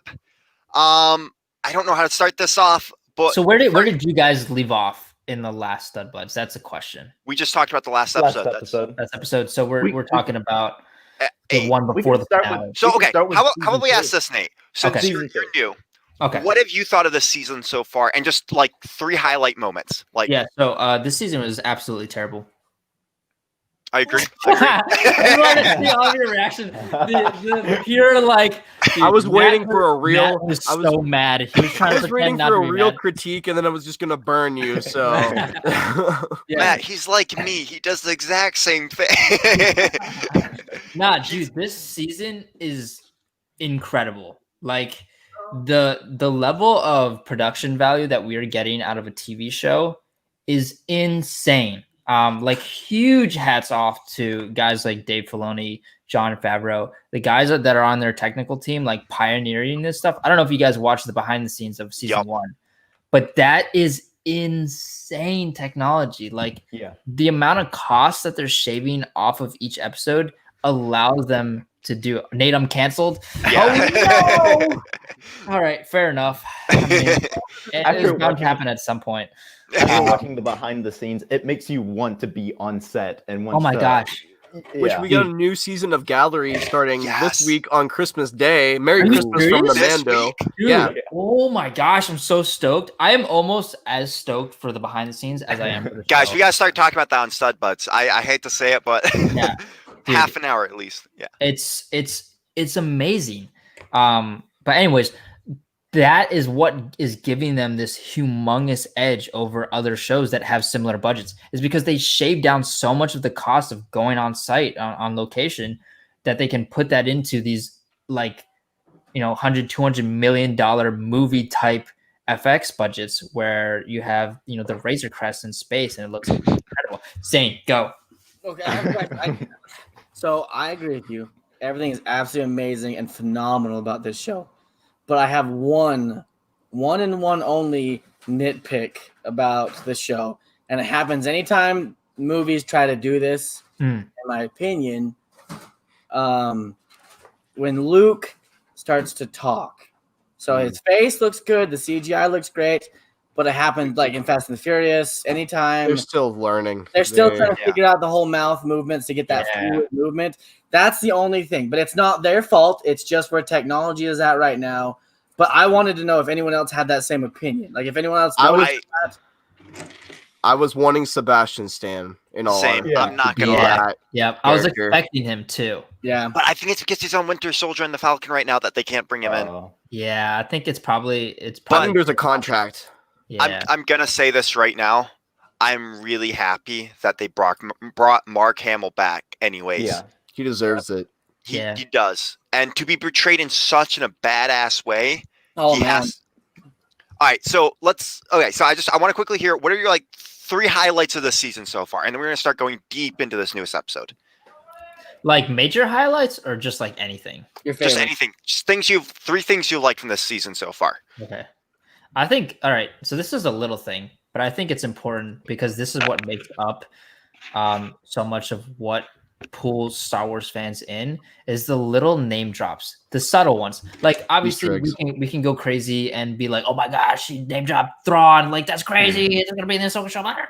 You lose your mind. But like I think the little things are really neat. Like the fact that they use specifically HK assassin droids, of granted a different breed, but the fact that they're able to like pull that back in from old Star Wars books, Knights of the Old Republic, even like the MMO, the Old Republic MMO, like that's just cool. Like and the fact that the guys making the shows understand that, and it shows go out that of their the way. directors know Star Wars. Exactly. It just makes the whole thing feel better. It's like when we got the Hammerhead Corvette in Rogue One. You know what I mean? Like there's no reason they had to do that, but it made sense. One, in the movie, it looked great, and it made the Star Wars fans feel like they were appreciated. Yeah, I can agree with that. So, any other big highlights for you? Characters you've seen so far? Anything like that? I mean, Story elements. Ahsoka, come on, Okay. Yep. Live action Ahsoka is pretty Yeah. great. I think they did an amazing job with it. I mean, Yeah. it's hard to take a character that's been in 7 seasons of It's a show. hard to go from animated to realistic. Yeah, which like- I think they did a very Haven't good we job gotten her of in like about 9 seasons of TV shows now, plus Right, a movie? right. So yeah. So like, I mean, that's incredible. To take a character that developed in animation, and people are so used to seeing it in animation, and then transferring that to live action. Yeah, All right. Ahsoka is turning into one of the most like we know a lot about Ahsoka, and that's not like every character. I mean, Yeah. Anakin, we know a lot about Anakin, but Ahsoka, sure. that's like the second character that we've kind of gone from beginning to maybe, and then the Ahsoka show will explain a lot more. So Yeah, Ahsoka is like it's a character that's they've She's very iconic focused a now. lot on. yes, that's the Yeah. word. So, all right. We're going into this episode, and we had theories about this last week. We had the big theory that this they were going to lose and stuff was going to end the season bad. Very, very bad. Oh, interesting. We were all wrong. Well, because we were hoping Yeah. that Mando was going to lose this big fight. Oh, Matt, It was I both me and still- Matt. you doubted my honestly- boy. I was shocked. I was shocked the way they went with it because they could have very easily look. We all know this. Mhm. For season 2 of a show like this to end the way that it did, to get rid of their villain, to get rid of their hero, like you don't do that with a TV show. That is a big play, my friends. And then to say, "Oh, we're going to go off on our own separate little side quest here and look at the story of our character that you all know and love for a season. We're just gonna forget about Mando and Baby Yoda, the thing that everybody watches the show for. We're just gonna focus on Boba. That's a major play. That is not something that I don't think anybody could have seen coming. So good job with it, though. I mean, they didn't just. yes, It wasn't like in the middle of it we just went off with Boba Fett. Boba Fett left, risk. and that was it. We were like, oh shit, I guess that's the end of it, and then turned around and was like, sorry, Ethan, you got something. They forgot something. Mando forgot to give the silver ball to Baby Yoda. No, No, you're right. You're right. Okay, All can right, I just so say wait, I though? don't know. Hold on, real Go, quick. go, You guys do know that the Book of Boba Fett and season 3 of Mandalorian are 2 different shows, right? Yes. no, it's the same show. It's the same show. Wait, What what? are you talking Oh, wait, about? wait, hold on. Is What it? is going on with Wait, Boba yes. Fett? Can someone explain this to me? Okay, so this book, this book, I can't even talk. This series is a book, right? So it's chapter Right, 1 through right. 16 now. So now it's like you open up your Bible, right? You're on This is the chapter- Mandalorian Bible. Very And now we nice, have very the nice, book of well played. Boba Fett. It's smack in the middle of your story, right? So, surprise, this middle chapter is about Boba Fett. So we're going to go on this side quest, this side story, and we're going to be watching some Boba Fett. Who knows? Maybe we'll get a story about Bo-Katan at the end. Like, who knows how many seasons of this show they're going to do? Maybe. They're gonna like branch off between. Yeah. So it's gonna be the same show, but it might not Yeah. have. So it's like technically Mando season 3, but it's gonna be like a separate Yes. arc. Yes. Huh. But I thought it was gonna be a book. I thought. It's called sorry. the Book of Boba Yeah. Fett because it's chapters 1 through 16 now. And now Okay. chapter 17 through then whatever, then plus 8, I can't do math. Yeah, I suck. But it's going to 24. be 24. It's going to Okay. be Well, the just, Book of Boba Fett. well, just like Do you said, like in the Bible and stuff like that. There's like the Old Testament, New Testament, Yes. the Book of Eli. There's all these different chapters about different people and different things Yes. that make up Mandalorian. The Mandalorian. So okay. Bo-Katan, Mando, Boba Fett. Boba Fett's not even a Mandalorian, but he wears the armor, and his father was a whatever. Mandalorian But foundling. he is the iconic thing that we think of when we Yes. say Mandalorian. He's the Okay, image so- that most people think of when they think of Mandalorian. Well, older people, I guess. Wait, we got some stuff here. Matt, Book of Boba Fett is not Yeah, Mandalorian. I just Googled It's his own thing.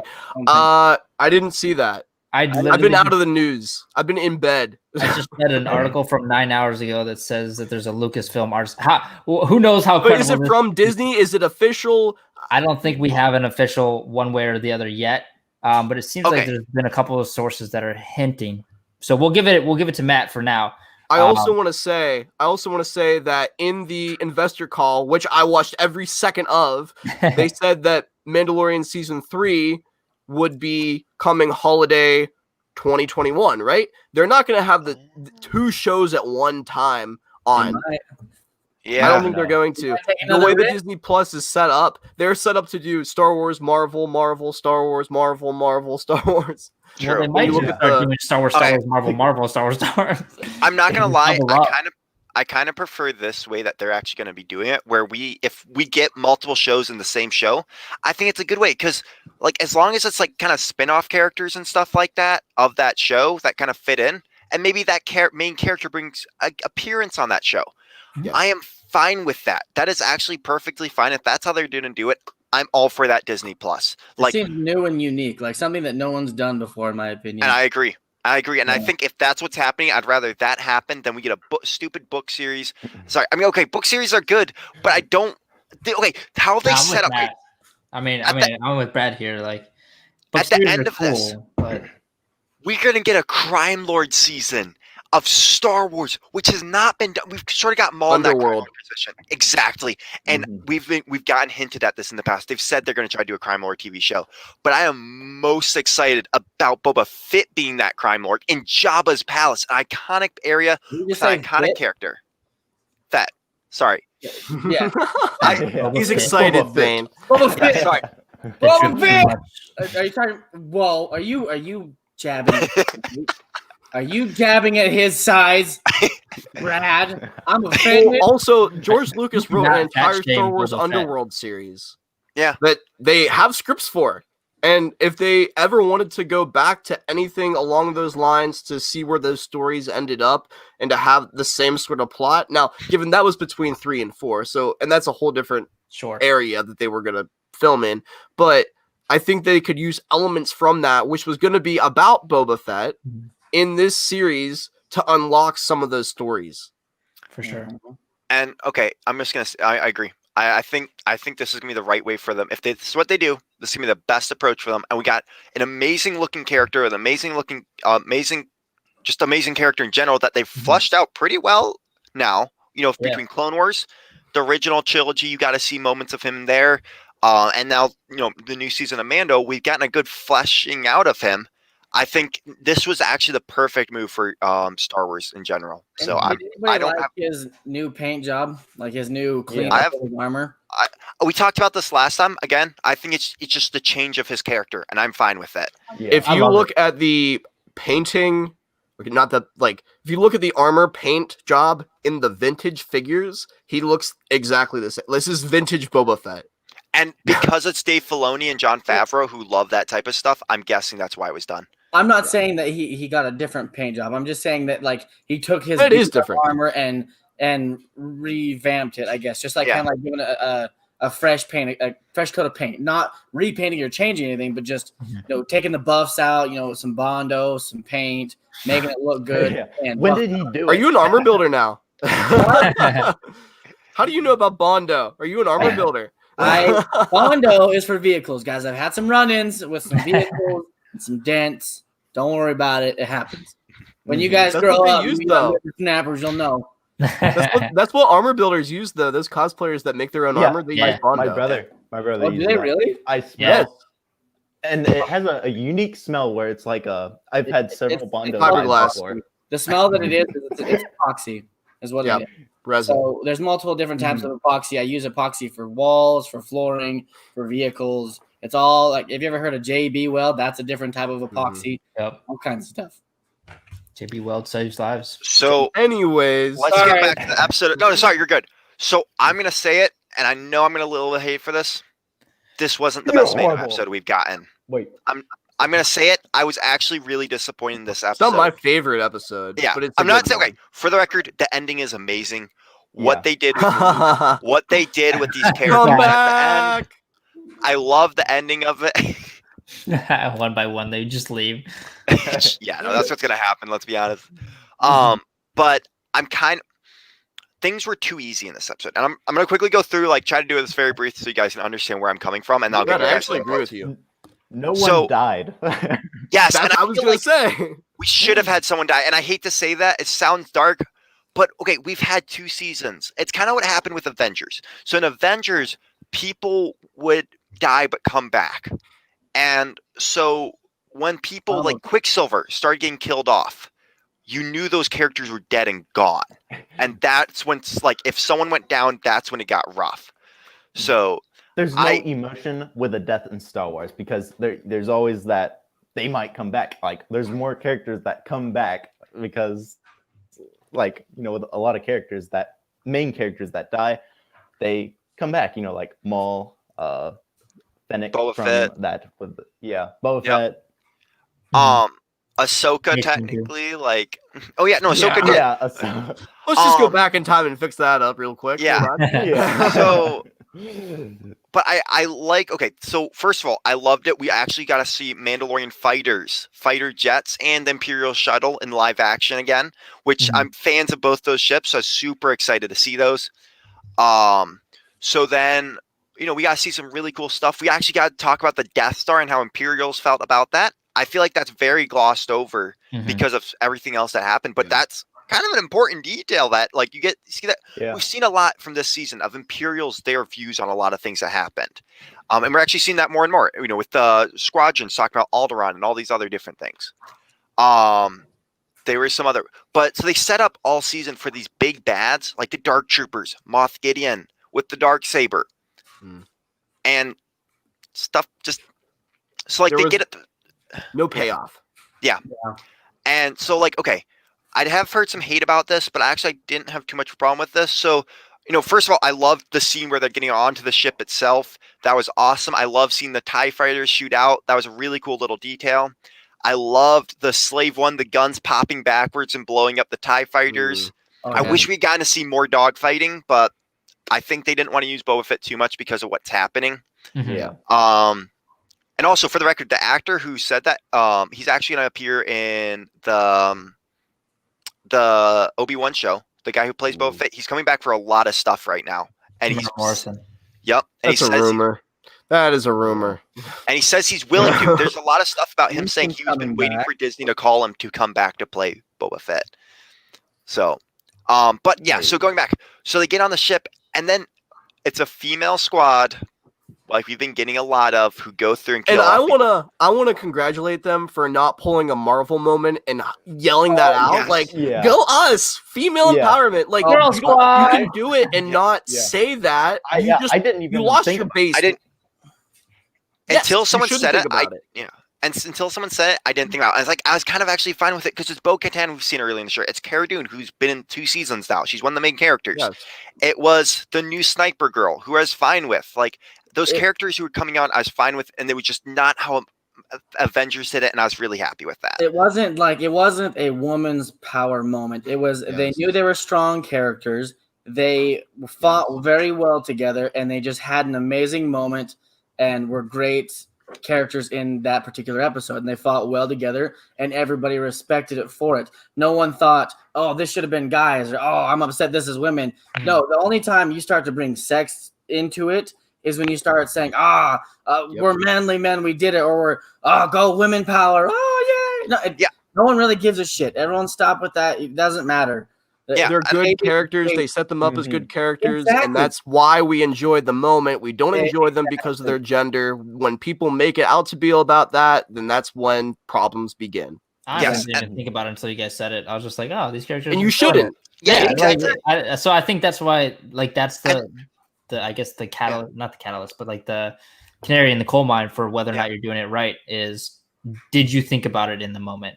And I'm gonna say it, if it was the same thing with male characters, and they'd be like, "Yeah, go manpower," but like, no, screw this. You don't need to bring that in here. Just send in sending characters you've created who make sense in the scene, and those characters make sense. They're badass people who've been like taking out people all season long. Like we've seen it happen. So I just like that was kind of something that was talked about a lot, so I wanted to bring it up. So Yeah. Oh yeah. Does anyone know what happened to the other Mando, the dude that was with him? oh yeah, I don't. Axe Wolves. Rose? That actually, fun fact, that character was named by George Lucas on set. When George Lucas showed up, he named that character Axe Wolves. And everybody's like, dang, we really got to roll with this, huh? Well, what But happened? Anyone know what happened to him? I just think they just didn't want to bring in another character because they wanted to like keep it simple of how many they characters wanted to brought. do a female empowerment moment without telling you, so we gave Axe the axe. Yeah, I feel like might see him back in the future, but like it's just they didn't want him for this one episode because we're gonna see him. No, more but I Maybe he Mandalorian. died. No, I think it's just I he's don't- gonna come back for other Mandalorian arcs. Like he just was doing something. They were at a bar when Yeah. they found him, so it's like. Maybe Also, he I'm got gonna into a say- love affair with Bo-Katan and she had enough with him, and then True. that's the end of Axe. Can I just She was say? just done. She axed him in the relationship and sent him on his way. Get out of here. He asked too many questions. He axed too much stuff. I was gonna say it though. That scene with Boba Fett in the bar was amazing. Just like calling people like. They're like, you're not a Mandalorian. He's like, I don't care. I could beat your asses up any day. Like he just was like, I don't know. He just cool. I loved it. I thought he was just so much fun in that scene. You're like, we don't like you. He's like, all right, fight me then. Yeah, I know, right? Like Yeah. he could give two craps, and that was just. I great. wish he would have. Brad was going to get this taken down. What? No, it's fine. It's not I just gonna be wish monetized. that- I don't care. I wish that Boba would have given a little more fight. That's Yeah. my only critique of that scene. Yep. I feel like he should have won against her pretty easily, but Yeah. he got beat up a little bit. I mean, he Yeah. really do be spending some time wandering around Tatooine, so he just gotta get warmed up a little bit, Yeah. Well, Get out of the the last cockpit time- onto the field a bit.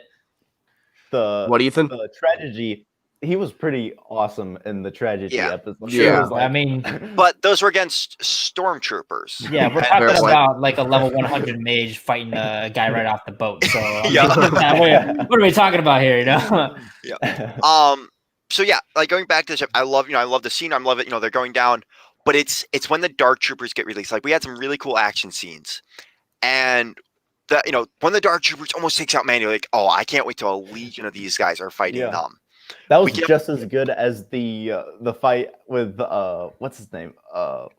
Gideon? Yeah, Gideon. Oh, I don't know. Those are two very different fights, but I loved Yeah. those fights. Were really cool. Gideon, I mean, that fight with Gideon, I called it. We saw Mando's, the actor's, his spear skills that he learned Pedro from Game of Pascal. Thrones. It Yeah. was so good. And like, I just They've love been like he leading kicks that the up leg season kick. 1 though. That They've been leading backwards Yo, what's up, jab. Parker? Yeah. See you later. But no, they've been leading up with the spear skills literally from season 1.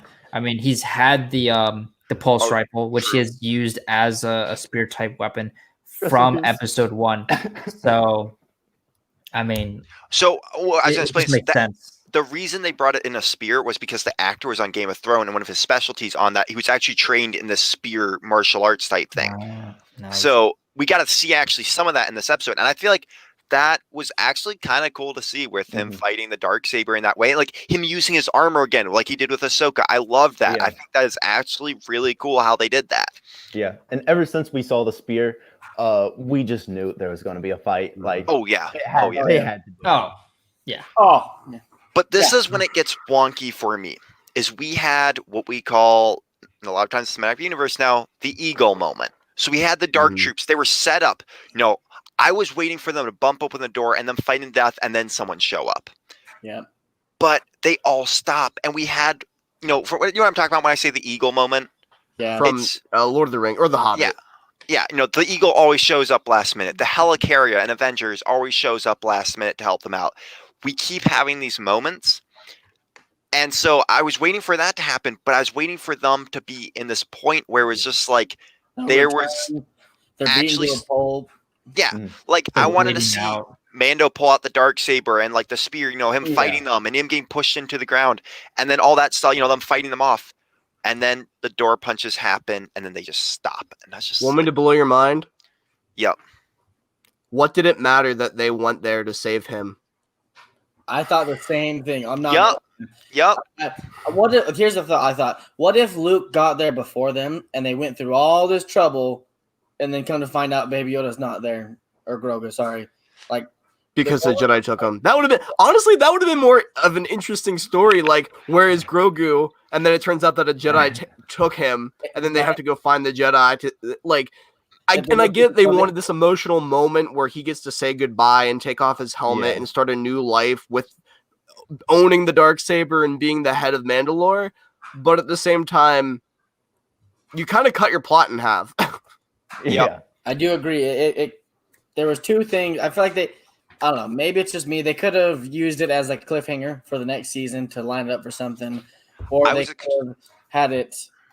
You know, it's 2 episodes into one, in my opinion. I'm not gonna lie. I was expecting the cliffhanger to be right when Luke gets on. Like you see him walking down the hallway, and that would be the cliffhanger. I thought it was gonna be the pounding. Yeah, I thought it was gonna cut to the ending at that point. I actually thought that too, like just some point in that area.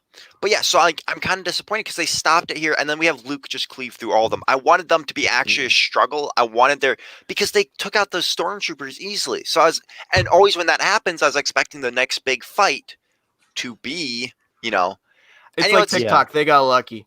Yeah, yeah, and so. The voice works. Luke's going through and he's cutting through them. It's a great scene. Like it is some great moments. I love every moment that we get Luke. I'm kind of actually really glad that they brought him in. They CGI'd him, brought in Mark Hamill. I know there was some stuff off about that. It's just like Grand Moff Tarkin on Rogue One.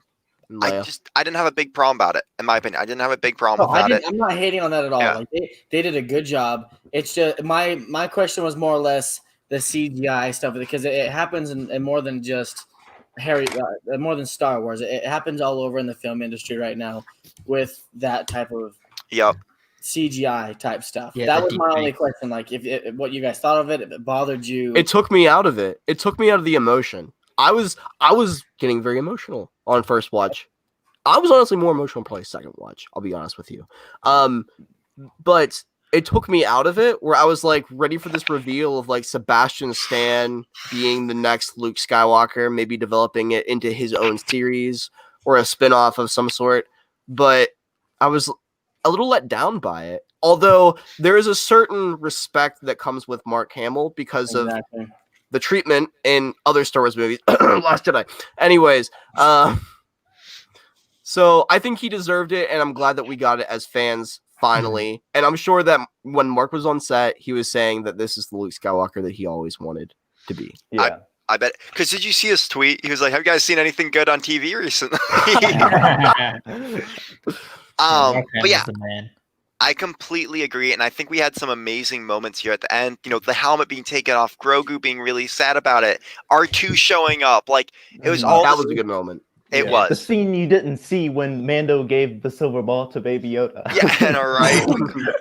Let's talk about the music in that, like that when Luke showed up. That was like that was 50%. Incredible. Also, the Dark Trooper theme was awesome. I was 100% sold. Metallic on the threat. You know what I mean? Like that communicated that this is not something to joke with. Of course, they didn't really deliver on that super well. But the lead up was good. Like the lead up was really good.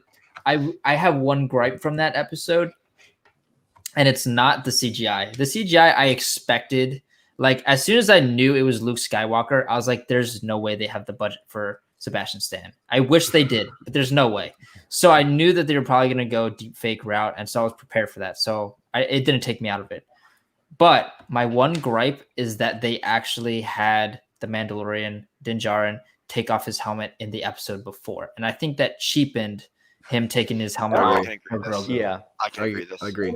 So that's 2 episodes back to back that he took his helmet off. I think we're gonna start seeing that more, and I'm actually not too opposed to that. I'm perfectly fine. It was all mysterious in the first season. We've kind of lost that mystery, and I'm fine with seeing the actor really do his thing. Like, but at the same time, it kind of shows him going from his progression. He's stuck in these Mandalorian ways. This is how I was raised. This is what I believe. This is how it is. And then going out and caring for Grogu and meeting all these different people and other Mandalorians that he's never met before, and seeing how people have progressed and how it's okay for him to progress, and putting on a completely different set of armor to go into battle, getting hurt wearing this armor, being like, holy crap, I'm not actually invincible. And then just having a newfound respect for the world and what Mandalorian means to him, more than just as a cult type thing or whatever you want to call it. Whatever his collective thought on it has been broken because he has a greater experience now outside of that. Exactly. It's not, his life isn't just Mandalore. His life is him and his friends and his child, and his world has expanded. Love, family, love, family and love, exactly. Heartbreak, all that stuff. I wonder if he's like kicking himself now. He's like, "Dang, I really need to go back to that Forest planet and wipe up that lady." It's like now that I can take my helmet off, I was playing. True. 2 things I wanted to quickly say. One, this is a small detail, but it happens. Like when I got mad that he didn't grab his Beskar armor and put it back on in the Ahsoka episode? Bo-Katan gets lit up by Moff Gideon. Yeah, I thought they should have showed her again. Yeah, she did. They did show her again. But I was like, is she okay? Is she dead? Because there's a point where you don't see her for a bit. The next scene, she's just standing there like nothing happened. Yeah, and I was like, okay, you got to have someone at least just grab her and help her out, or her just like brushing off her armor. There was so much going on in that moment. Yeah. And I'm sorry, getting about to commit suicide, and then I'm sorry, but it's so much stuff happening. She gets lit up. And no one acknowledges it. And I'm just like, it's just, there's certain things that like little details like that once in a while bother me. Again, I didn't think I think this episode was better than episode 2, but I do like the episode in whole. I'm not going to lie. I do like this episode. I felt like they could have done better. There was a lot of lead up without any payoff. I feel like episode 2, those big spider things, I feel like whoever builds that out of Lego just needs to go home and restart their day. True. But I mean, okay, think about it though. I get that there's like Mando's got to go from here to here, and things happen in here. But I feel like the frog lady and the eggs and spiders kind of like unnecessary. Yeah, it's all in the parenthood symbolic storyline that they've been continuing throughout this series. Zane, I should know, right? I'm old enough to understand motifs. So literature. Is there anything like there is one big thing I want to touch on, but I want to wait till the end just to kind of touch on it because it's kind of leading into what's next. So, anything from you guys? Honestly, the Dark Troopers felt TV to me. I'm just gonna put that out there. It felt very TV. It felt like I should be watching like Fox or something. I don't know. I do wish the fight with Gideon and Mando was a little longer because it's kind of building up. Maybe like 2 times as longer, 3, because that's awesome. Yeah. I mean, that fight felt a lot more like a mid-season fight. And like a boss fight. You know what I mean? Yeah. And I feel like there should have been a lot more stakes. Like there's not really a moment where Mando was pressed. You know what I mean? Besides getting his face pounded into a wall, I mean that was that's the only moment that was. Yeah, but I mean that's what I'm talking like versus Moff Gideon. You know what I mean? Like there was nowhere in that fight where it was like, oh no, is Mandalorian gonna lose here? It's like no, he's fine. Or is Baby Yoda gonna die by Moff Gideon's hands? Like, well, for example, so in the original Star Wars, Obi-Wan Darth Vader fight, Star Wars, Obi-Wan Darth Vader fight. Very first, all OG, the fight's kind of obviously super cheesy and really slow and choppy and stuff like that. But then if you guys seen the recreation that somebody did, I don't know who it is, but it's just like hella crazy and they're slicing walls and throwing lightsabers and shit. But you lose the magic of that moment.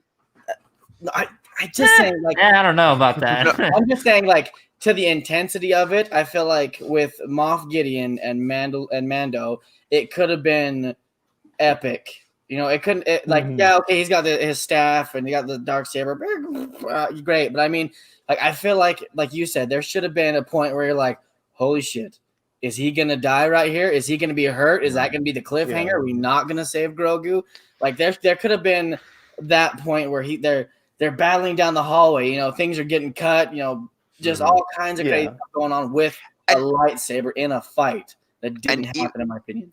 And even so, like in the original, even though that fight was kind of lame, just like if you look back on today, there's still this fear. It's like, is Darth Vader going to see Luke? Is he going to stop the Falcon? Like, there's all this. There is tension. There's stakes. Tension. Yes. And like Zane, Gideon is old and like just not in shape.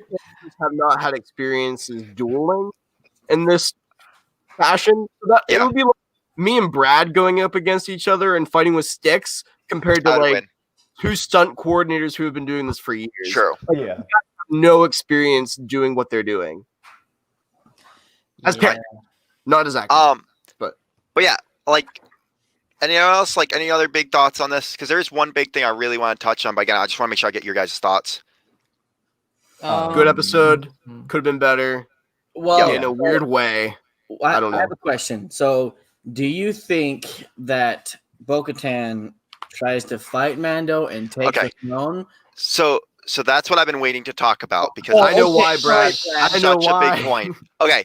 Do we want to get into this now, or does anyone else have any final thoughts? Because this is like massive and going into like next season too. So it's just like it'll lead into that. I don't know if this is what you want to cover or not, Brad. I'm sorry if I'm going to beat you to the punchline. But people have been wondering why can't he just hand Bo-Katan the lightsaber? And this was covered. Think about it. It was covered kind of in Rebels, where Sabine hands her the Darksaber and she just takes it willingly, right? But this is different.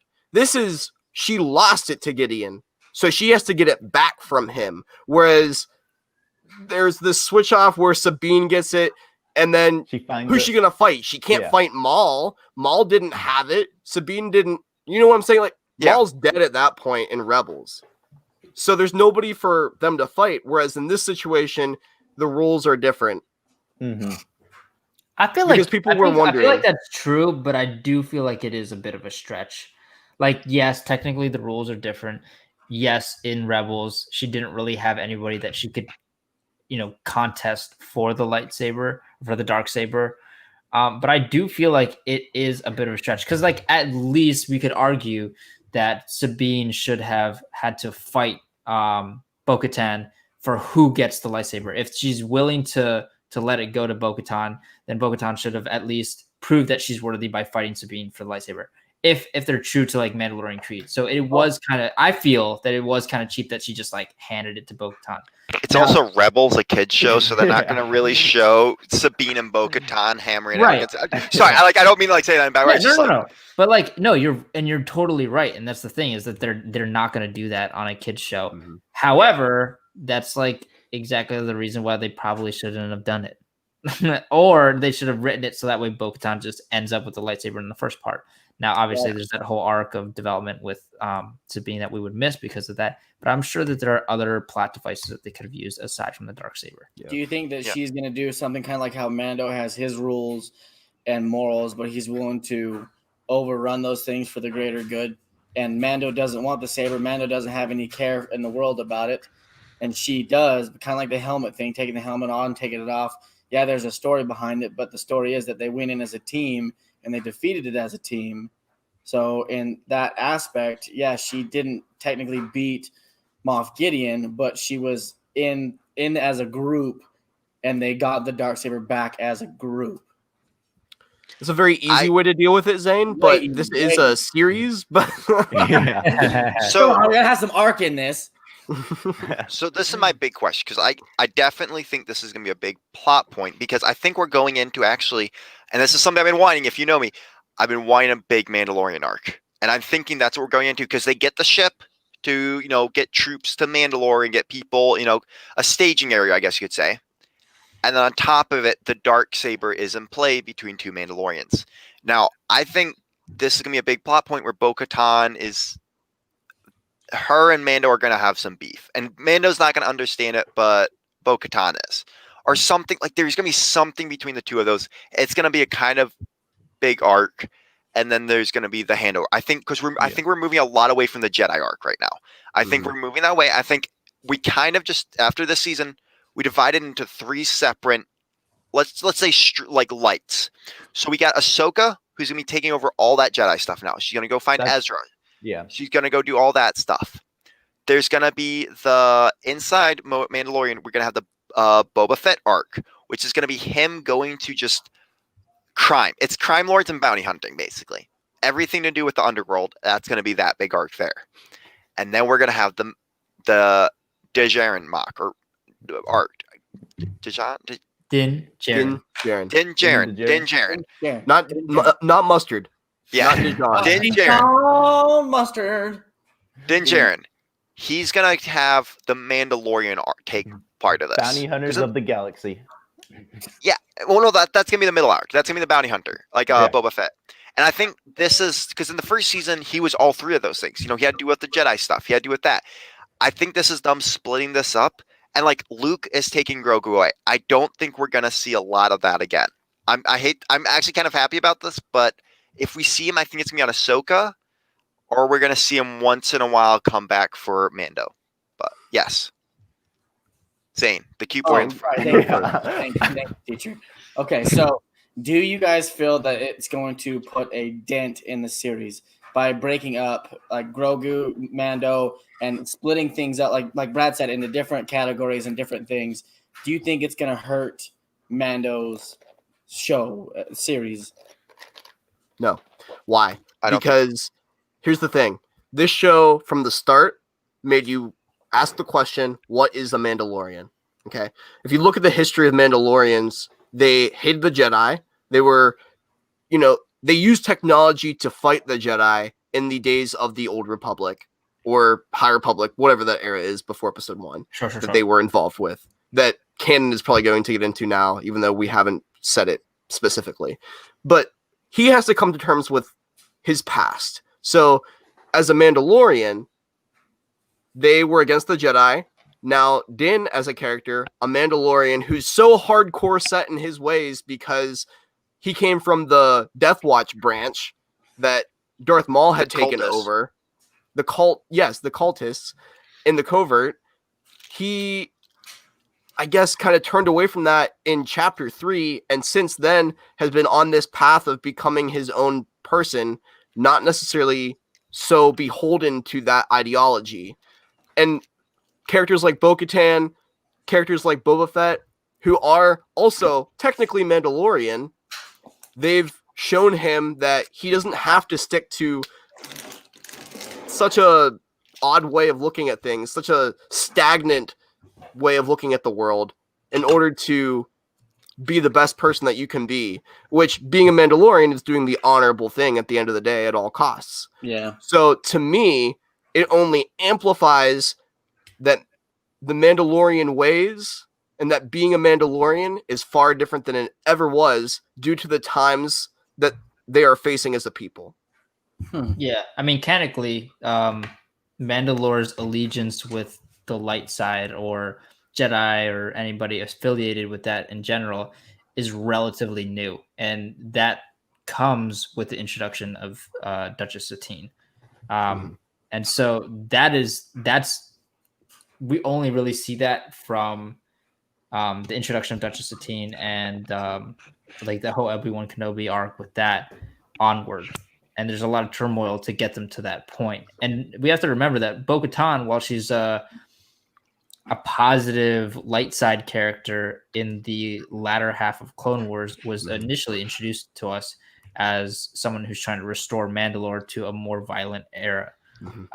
So She was a terrorist. And you gotta remember what she went through Rebels and the end of Clone Wars, with Yeah, Maul let's and burn down that village over there. Yeah, sounds good. Yeah. Yeah. So like, here's the thing. I think the dilemma for Bo-Katan is like, she needs to win the lightsaber, right? But not just like in a duel. It has to be in a manner that proves that she's worthy because she bested Din Djarin in combat, and she is of higher quality than him. Not just beat him. Right, like not just like, hey, I punched you in the face. Oh no, I yield, and then hand to it, right? But that's what makes him worthy, right? To me, at least. I hate to cut you off, but to me, at least, that's what makes him have the ability to get the dark sabers, because he was able to let go of what his past is, and she kind of isn't at this point. Right. And I'm with you. Like, I think Din is more worthy of the Darksaber than probably any of the Mandalorians that we've come across so far. However, I'm just saying, like, from a character development standpoint, Bo-Katan's dilemma is she wants to rule, right? And I don't think she's going to let go of that so easily. But the problem is she can't really win the Darksaber anyway unless there's a contention that is built from Din Djarin's side first. Because if she just goes to him and is like, I'm going to fight you, he's going to be like, okay, here you go. And then she doesn't win. Like, she doesn't get what she wants. Like, yeah, she'll get the Darksaber at any point. She could literally just ask him for it and he would give it to her. But she's not going to get it in combat unless there's a contention built. So I'd be interested to see if because they can go one of two ways. They either develop Bo-Katan's character to let go of the need to fulfill Duchess Satine's path, right, and become the ruler of Mandalore. They can either develop her character that way, or they can create a contention from Din Djarin's side between the two, so that way she can best him in combat or lose to him in combat permanently, aka die, and Din Djarin goes on to rule. So I don't see it going any other way. I don't know. Maybe I don't know this or not, but did we ever get a name for him, for Mando? I mean, did anyone ever know that, or do we know that? What? Din Djarin. Name like Din Djarin. Din Djarin. Din Djarin. We got it in the first season, episode 8. Din Djarin. Yes. Din Djarin. I didn't know that. That's perfect. I have been wondering, like, I've even Googled it. Like, when you Google the character Mandalorian, it says The Mandalorian. Like, it doesn't have a name. I'm even like my brother asked me that yesterday. He was like, what's his actual name? I'm like, dude, I have no idea. I've been watching. It doesn't really roll off the tongue. V, last name Mandalorian. Like Mando. Like, that's it. Mando. Mando. So easy from, so I was going to talk about this. I agree with your point. I feel like Bo-Katan could go through that arc that you're talking about her going through, because we haven't seen that in Clone Wars yet. We've seen her little slow arcs. Clone Wars, Rebels, we've seen tiny arcs, but we haven't, like, it's not like Han Solo and Solo, where we see him go through the same arc that he already went through in A New Hope. So I am fine with seeing that. If we get that, I am fine with whatever they do, but I'm really excited to see what they do Mandalorian wise with this, because I really do think we get her as a mentor figure. I just want to put that out there. I feel like we do, but I don't want. I want this, but I don't. I don't want Din Djarin to become the leader of Mandalore. I want him to become. Because it kind of cuts down but on he him is as a kid. the Mandalorian. Yeah. I don't True. know. I'm kind of down with it. Like of humble beginnings, Yes. not but a foundling. You know, the True. strictest of the creed. He was literally in the cult, freed from the cult by his own means, not like convinced out of it by anybody. He came to terms, and he did it for the core values of Mandalorians, family. And he literally gave up everything, even his like cultish ways, to protect his family, and ultimately respects the freedom of his own family by, in the ultimate, sacrifice, basically just giving the child away to let him make that choice. He gives the child permission to make his own choice for what's best with him, instead of being like, no, I want the child so much, you must stay with me. You know what I mean? Yeah. So I think that's prime Mandalorian right there. And I agree, and that's the thing I hate so much, is I agree wholeheartedly that he should become the leader of Mandalore. I just TV Brad, watching you're such a aspect. nostalgia. Yes, I love him as a character, and I want to see him like his adventures more and more. Which I don't. If like next season he's gonna become the leader of Mandalore, and I think if he does, it's gonna be him finding more Mandalorians. It's gonna be using that ship as a base and finding more Mandalorians to come to then go take Mandalore. Yeah, I think it will end like the whole trilogy will end like Lord of the Rings. How Aragorn becomes, he becomes the king of Gondor. But I feel like we're gonna get a lot of side stories with like the Boba Fett stuff, and I'm fine with that. And I really want to see other side stories like that. And if that's what they do, I think they should go for it, because I think that is the best move for Disney right now. Don't make whole new TV shows. Use one TV show to kind of keep. Anyways. Well, they're going to, but like in the Ahsoka TV show, make a chapter that's for Ezra and do that type of thing. So. One thing I don't want is I don't want to have all these shows where you have to look up like what order you have to watch it in. And have all okay, yeah. Like if you have 4 different shows that you have to make sure you watch in a particular order, it becomes very confusing. Very true. So how many of you guys have seen Resistance? Or I should specify. How many of us have suffered through Resistance? With Resistance. Okay. I almost made it through the first episode. I'm a purist of Star Wars. I've watched anything multiple times that Star Wars has put out, except Holiday Special and the 2 Ewok episodes. Holiday Special is still good. What are you talking about? Not the Lego one, the original one. I know. You don't like the Lego one? You don't want to hear Princess Leia sing at the very end? You don't want to hear that? I've never had interest in watching it. Wow, amazing. Especially since Ewoks is as a joke, people say that's where never mind. Brad, use your words. It was a joke about where Phasma comes from, is one of the Ewok episodes. Like, yeah, okay. We're gonna say Nate. Yeah. Okay. So with Resistance, right? We have this. I'm just gonna spoil it for anybody who hasn't seen it. It's fine. The whole arc basically is they start off on this planet, right, on this like refueling station, and then it turns out the refueling station is a cruiser. Okay, and so it like launches into space, and then have a giant space cruiser that they go and like do stuff off of. I think what Brad is saying is totally correct. They're gonna turn that light cruiser into Din Djarin's space cruiser, right? And so I think we're gonna have, hopefully, I would love to see this personally. We're gonna have this arc where he starts going and gathering Mandalorians to his cause under the banner of the Darksaber, whilst trying to figure out how to have Bo-Katan as a mentor. Because he wants Bo-Katan as a mentor. I think he looks up to her now a little bit more. He respects her leadership. That's why he sought her out. And she's probably going to be resistant to the idea because she doesn't really see herself as a mentor. She sees herself as either a leader or a fighter, and she doesn't know how to do that. So I think we're going to have two. I would love to see having these two competing story arcs, where Din Djarin is trying to find a mentor and she's trying to learn how to be a mentor, even though she's resistant to the idea. So I think that's going to be really cool. You're also going to have aspects of that come into play if they decide to pick up both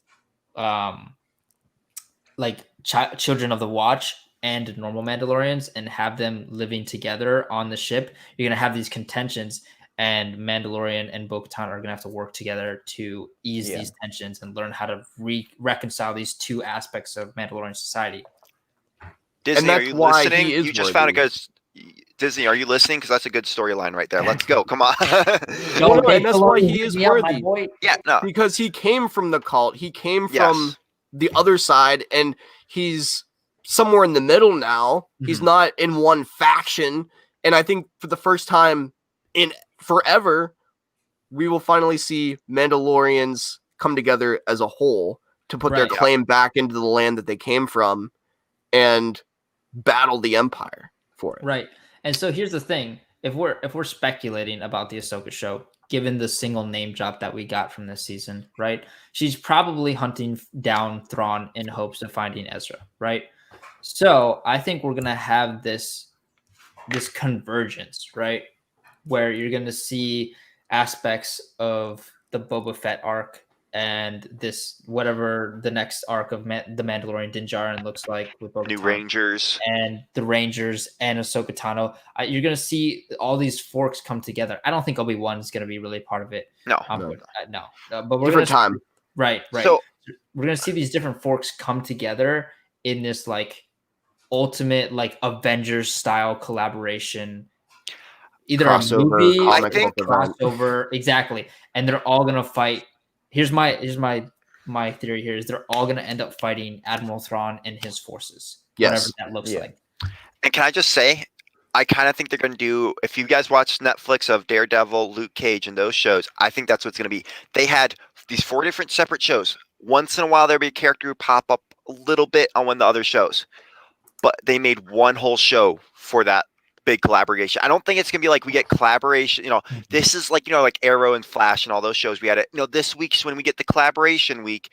I think it's seriously going to be like Mando. There's going to be one whole season where it's going to be an arc of Ahsoka coming back. We get all these characters, and they're going to find ways to make them all main characters and set up what's happening in those next shows. But one big arc of them coming together, I agree, to fight Thrawn. It's going to be the Thanos. It's going to be the Thanos battle. Of Yeah, exactly. It's going to be Endgame and Infinity War all over again. But for Star Wars, where they're going to have this humongous host of main characters that are each going to come into their own play their own role in this story, and we're going to see Mandalorians come into play under the lead of whoever it ends up being, right? That faction is going to be playing in with Rangers from the New Republic who see this as a threat to the Outer Rim. You're going to see, Ahsoka Tano and maybe some other Jedi that we get to see Ezra probably come into play, right? It's the same as Rebels. Jedi. They did it in Rebels. Yeah. Exactly. And I feel like exactly. we're gonna see Sabine Wren and Ezra Bridger both come back for this too. And I definitely know Ezra because he's gonna be with Thrawn, so they're finding him. So that's gonna be like the whole Jedi tie-in. And then Sabine Wren, if they don't bring in Sabine Wren, I'd be very surprised. I don't know how they would not do that. I don't know how they'd skate around it. She's gonna be on Ahsoka and then become part of that whole Mandalorian thing, just like she did in Rebels. She's gonna help. She's gonna want to help fight for her family, for her, people, basically. Yeah. And for the record, if we are gonna have some Endgame style thing, we all know what's gonna happen. Ahsoka's gonna die because they're gonna kill off their biggest hero, so she can finally be laid to rest. She is worth too much money for them to kill her off. Yeah. It'll be the next 2 trilogies of the movies before we see Ahsoka killed off. Oh wait, you do have Jedi Ghost. Maybe she's done that. Yeah, She'll die. That's true She'll too. be, what's up? You can't sell as many ghost Lego minifigures though. So I want them. This is offshoot, but I want them with that Ahsoka series to tie in Morai, the Convery owl creature, and to tell us what's going on with that. Yeah. And to give us some sense of how and why the daughter is connected to her in the way that she is from the Mortis arc in the Clone Wars, because she has the power of the daughter that's basically kept her alive since that arc, because she died in that arc and then she was brought back to life twice now. So yeah, What do you I'm think not of the sure what's Mortis going on arc? there. Mortis arc was so good. So weird. So I I, mean, I actually was kind of weird, skipped but that I the first liked it. time through. It was weird, Brett, but I I- like it. It It's- explains a lot. Yes. It was very creepy for me. I was watching as a young age, and it was very creepy to me, and so I couldn't get through that arc. You got through Geonosian brainworms, and you No, couldn't get it through the I almost Mortis didn't. arc? I almost didn't. I'll be honest. Like I had a very hard time getting through that last part of that arc. But I watched when I was doing my big Star Wars watch through recently. I sat down. I was like, I'm gonna watch this, and I'm gonna watch this, and there was some very interesting stuff that really connected Star Wars in there, and it was, yeah. It's wild, and it has never been fully explained in canon. And it is that one thing that has the George Lucas seal on it that I don't think they're gonna break. Like, I don't want them to explain that arc. That is an arc that I don't need explained because that is George Lucas and the way he views the Force. That's Dave Filoni, though. Yeah, but it came straight from George. The way they wrote it was George. George pitched all of those ideas specifically in that arc, and they always, in their roundtable meetings when they figured out the stories for each season, George was always heavily involved. But this arc was George telling Dave, "You're going to do this." So, going back, yes, I agree. And I feel like we're going to see some of that in Ahsoka. At least the bird. We're going to see the bird come back because we've seen that in Convery. But what do you guys think of that? Grogu is now dead in canon because of The Last Jedi. He's not. No, I mean, okay. he's not. Luke takes him. Luke takes him, and we all know what happens to. That's not accurate. I mean, if we take a look at the comics, there. I listen. That too much. No, this is okay. It's a joke. That's it doesn't. 15, 20 years later. Yeah. Look, okay. But Kylo Ren always said he wanted to finish what Anakin started, okay? And Anakin missed one youngling at the temple, so Kylo Ren was just knocking off that last one for him. See ya. No, I think he survives. No, I think so too. There's no way they give up that IP. I made a think joke he gets about back that. to Mando by next season. See, I think we're going to get a big time jump. That's why the Boba Fett series is happening agree. when it is. Well, I don't think we're speaking going of to Boba, see. What do you guys think about the Bib Fortuna being there? That was I thought it was great. great. He That was was- huge. I didn't expect that at all. Oh, I yeah. Post I mean, quarantine bib. I remember this from the book that used to come out with the movies. I think they still do. It's the dictionary, the visual dictionary. Mhm. It always said that he wanted to take over Boba's Jabba the Hutt's position. So I love that they incorporate that because you see this amazing shot of outside. Like I thought Jabba's palace was gonna be empty, and then you go in, and it's him sitting on the throne. It was great. I love that whole thing, and that was beautiful. Bringing back a character like that. The Boba's palace, it is Boba's palace now, but Yeah. how Jabba's palace was like not in a state of disrepair, but it definitely was not as nice as when Jabba was sitting on the throne. You know what I mean? Yep. Bib's like a wannabe crime lord, and Yeah. Boba's like, no, not today, senor. No, And he just goes in there and clears house. And then sits down on the throne and is like, "This is mine. This is my what." But what was great to me is that he did their bidding. He was their bounty hunter. Obviously, he did a lot of work for them. You know, he had a struggle. He went into the pit, and nobody. Well, it's cared because of about them that he died, died, quote unquote.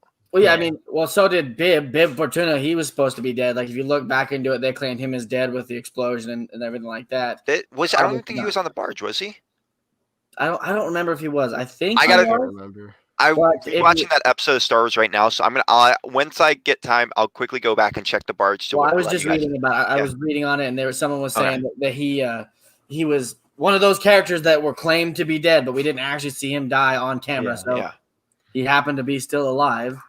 But I I think mean, it's like the vice president. You don't you can separate him from the president. Like Jabba's the president, and he went on the sail barge, and oh, just in case we're gonna find you over here. yeah, exactly. Well, I mean, Designated like, survivor.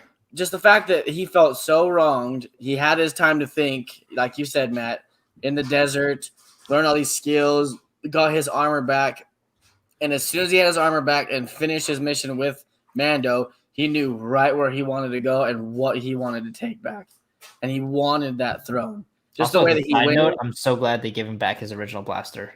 Me too. Yes, that was yes. my next comment. Was he went like it came like all full circle to me, in my opinion. You know, he knew what he wanted. He went and he took it, and he took it. He had his original blaster. He's on the throne. He's got his helper lady, his bounty hunter now.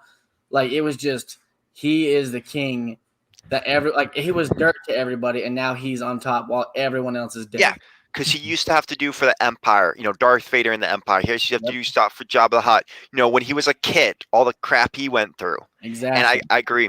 And to be honest, I think the next time we're going to see Jabba's palace, that place is going to look like, just like his armor, it's going to be retouched. Like, Well, green. I have a sneaking suspicion of something, and I don't know how Okay. you guys feel about this. It's wrong, Matt. What if, well, it's a hunch. What if we don't see that story?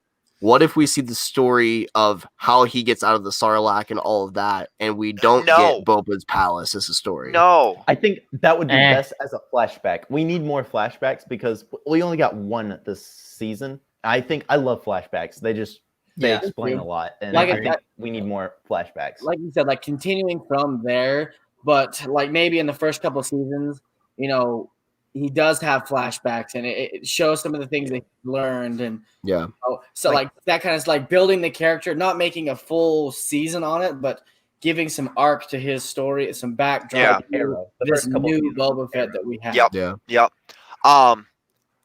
So, shoot, there was something I was going to talk about this, but yes, so I agree. I think we should get some flashbacks. I'd rather not see a whole arc because we just got this amazing setup. I want to see him as a crime lord. I agree. I'm just afraid that they're going to go that route and not give us any more. I'm not going to lie. I want to see more crime lords. So I know we're going to I'm hoping we're going to see Maul as a crime lord in Lando. I'm hoping that, we're going to see stuff like that more and more because I think that's such a cool part of Star Wars that they only really went into a tiny bit. A little tiny bit. Hey, thank you so much for coming out. A little tiny bit in Clone Wars. And also, I was going to say this about Maul. Do you guys think that we're going to see any areas? Wait, I got to explain this fully to you guys understand it. We're going to see some of Maul's cult followers still around when we're in that next arc, maybe. Crimson Dawn. Like even Crimson Dawn, just like the Mandalorians that were in the end, season 7. A lot of them got arrested, and a lot of those turned into Imperial people. But how many of them are going to still be there? You just gave me an unlock, Brad.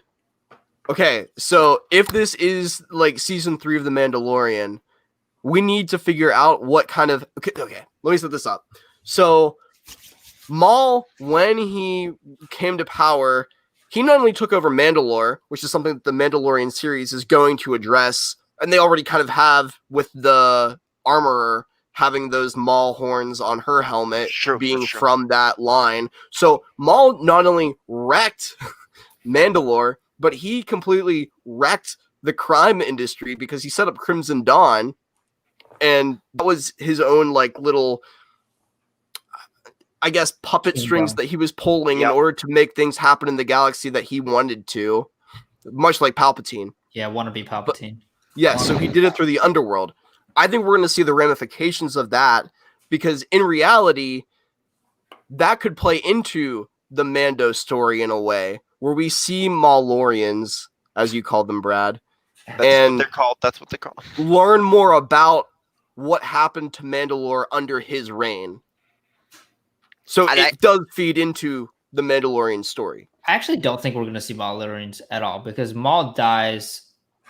Spoiler here, fellas. In the desert by Obi-Wan. Yeah, Obi-Wan takes that boy out, and that is. I consider the armor a Mandalorian, though.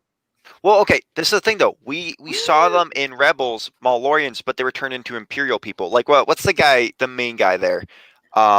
He was in season 7. You saw him in Gar Saxon. But here's the thing. Here's the thing. All of this precedes episode 4.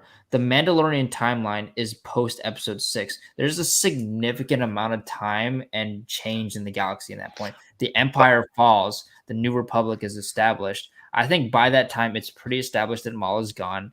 I don't think we're going to see a lot of Mandalorians show up. There is going to be turmoil in the underbelly of the galaxy. And here's the thing. I'm going to just throw this out there because I swear if this happens, I might actually cry while watching this episode. I would love to see a return to Coruscant. Oh, yeah, most definitely. I like that. That is what Underworld was supposed to be about. Right. Yeah. And that's why I would like, what was it? 1334 or 1313? 1313 was supposed to be about Boba and like the underbelly of Coruscant. I would love to see that come to Star Wars in some manner.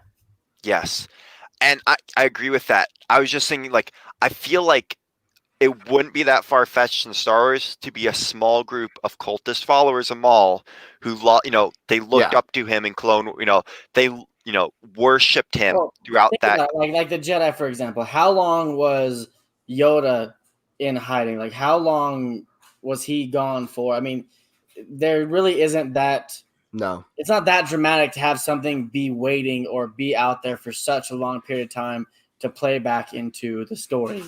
You know what I And mean? I wouldn't mind, like, as I say, like an episode arc where it's just like these Mandalorians, they see that, Mandalore's growing again, and they're just like, you know what? We're going to try to take control. We're going to have the ideals of Maul instead of the ideals of, they're kind of competing. I see them being again. a part of Crimson Dawn almost. Like them enforcing the underworld and how that all runs. That's why they want to turn Mandalorian into an underworld empire. It could even be something that Boba runs into, where he's trying to expand his crime empire, right? And he runs into these guys, and they're like, "You're a Mandalorian, you should join us." And he's like, "I don't care, die." Yeah, and that's where I was coming at it from. Yeah, yep. So I was gonna say, like, I don't know if it would happen. I don't know if they would do it, but it's like it'd be a little fun thing of show how much Maul has corrupted people. Like, he has everlasting effects on people. Like, just so, I don't think it's gonna be a big thing that happens. I don't know if it would really happen, but I am excited to see what happens in these upcoming shows. I think, again, Boba Fett, I'm excited for whatever they do with that, and I think where we got left off in the season, even though that episode wasn't the best, it left us in a good area. Like, I wish we had gotten more cliffhangers, like, of what was going to happen to Mando, but I think they left it pretty open-ended, and also they're going to start us down a new journey in the next couple. So, don't get me wrong, I love the episode, but I think that it had its faults for sure. Agree. Yeah, every episode has its faults. So, for sure. Final thoughts, guys. Star Wars is absolutely perfect. Sure. Sorry. We've gone for like 2 hours and 20 minutes now. Jeez. So I just want to kind of cut that off here. Like, we can talk about stuff afterwards. I'm fine with that. But just for our fans, I want to say thank you guys so much for coming out today. I want to thank Nate for dropping by. It was so awesome to get to know you. I love having your Star Wars knowledge here. This was great. I definitely want to invite you back in the future if you're down for that. Yeah, he was really okay.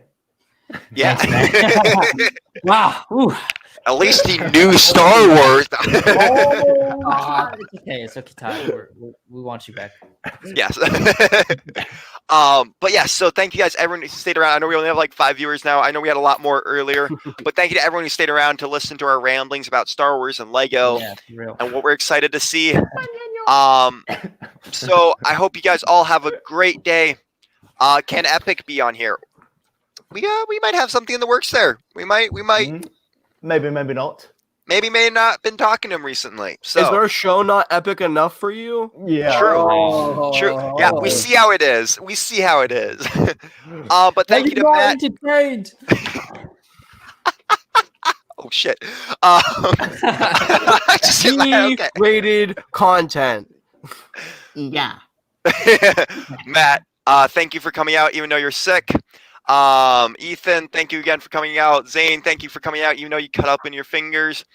Guys, keep it real. I hope you guys really enjoyed today's episode. We'll get back to you. I think we're gonna take a couple week break just for the holidays, but we'll make sure that we come back to you, with you guys coming out strong with a lot more Stud Buds content.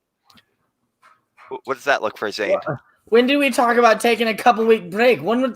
Yeah. When did this happen, Brad? Is this you? Executive You can take a break. We'll let Grandpa Nate. We're gonna have a separate side series called The Book of Brad, and he can. Hey, listen, Brad. If you need to take a little break, don't worry. I got you. I'll fill right in. Like, it's all good. No, get out. Can't replace me, Nate. You can't replace me. All right, keep it real, guys, and don't forget to brick up to next level. I hope you guys all have a great night. Bye. Peace. Bye, guys. Thanks for coming out. Yeah.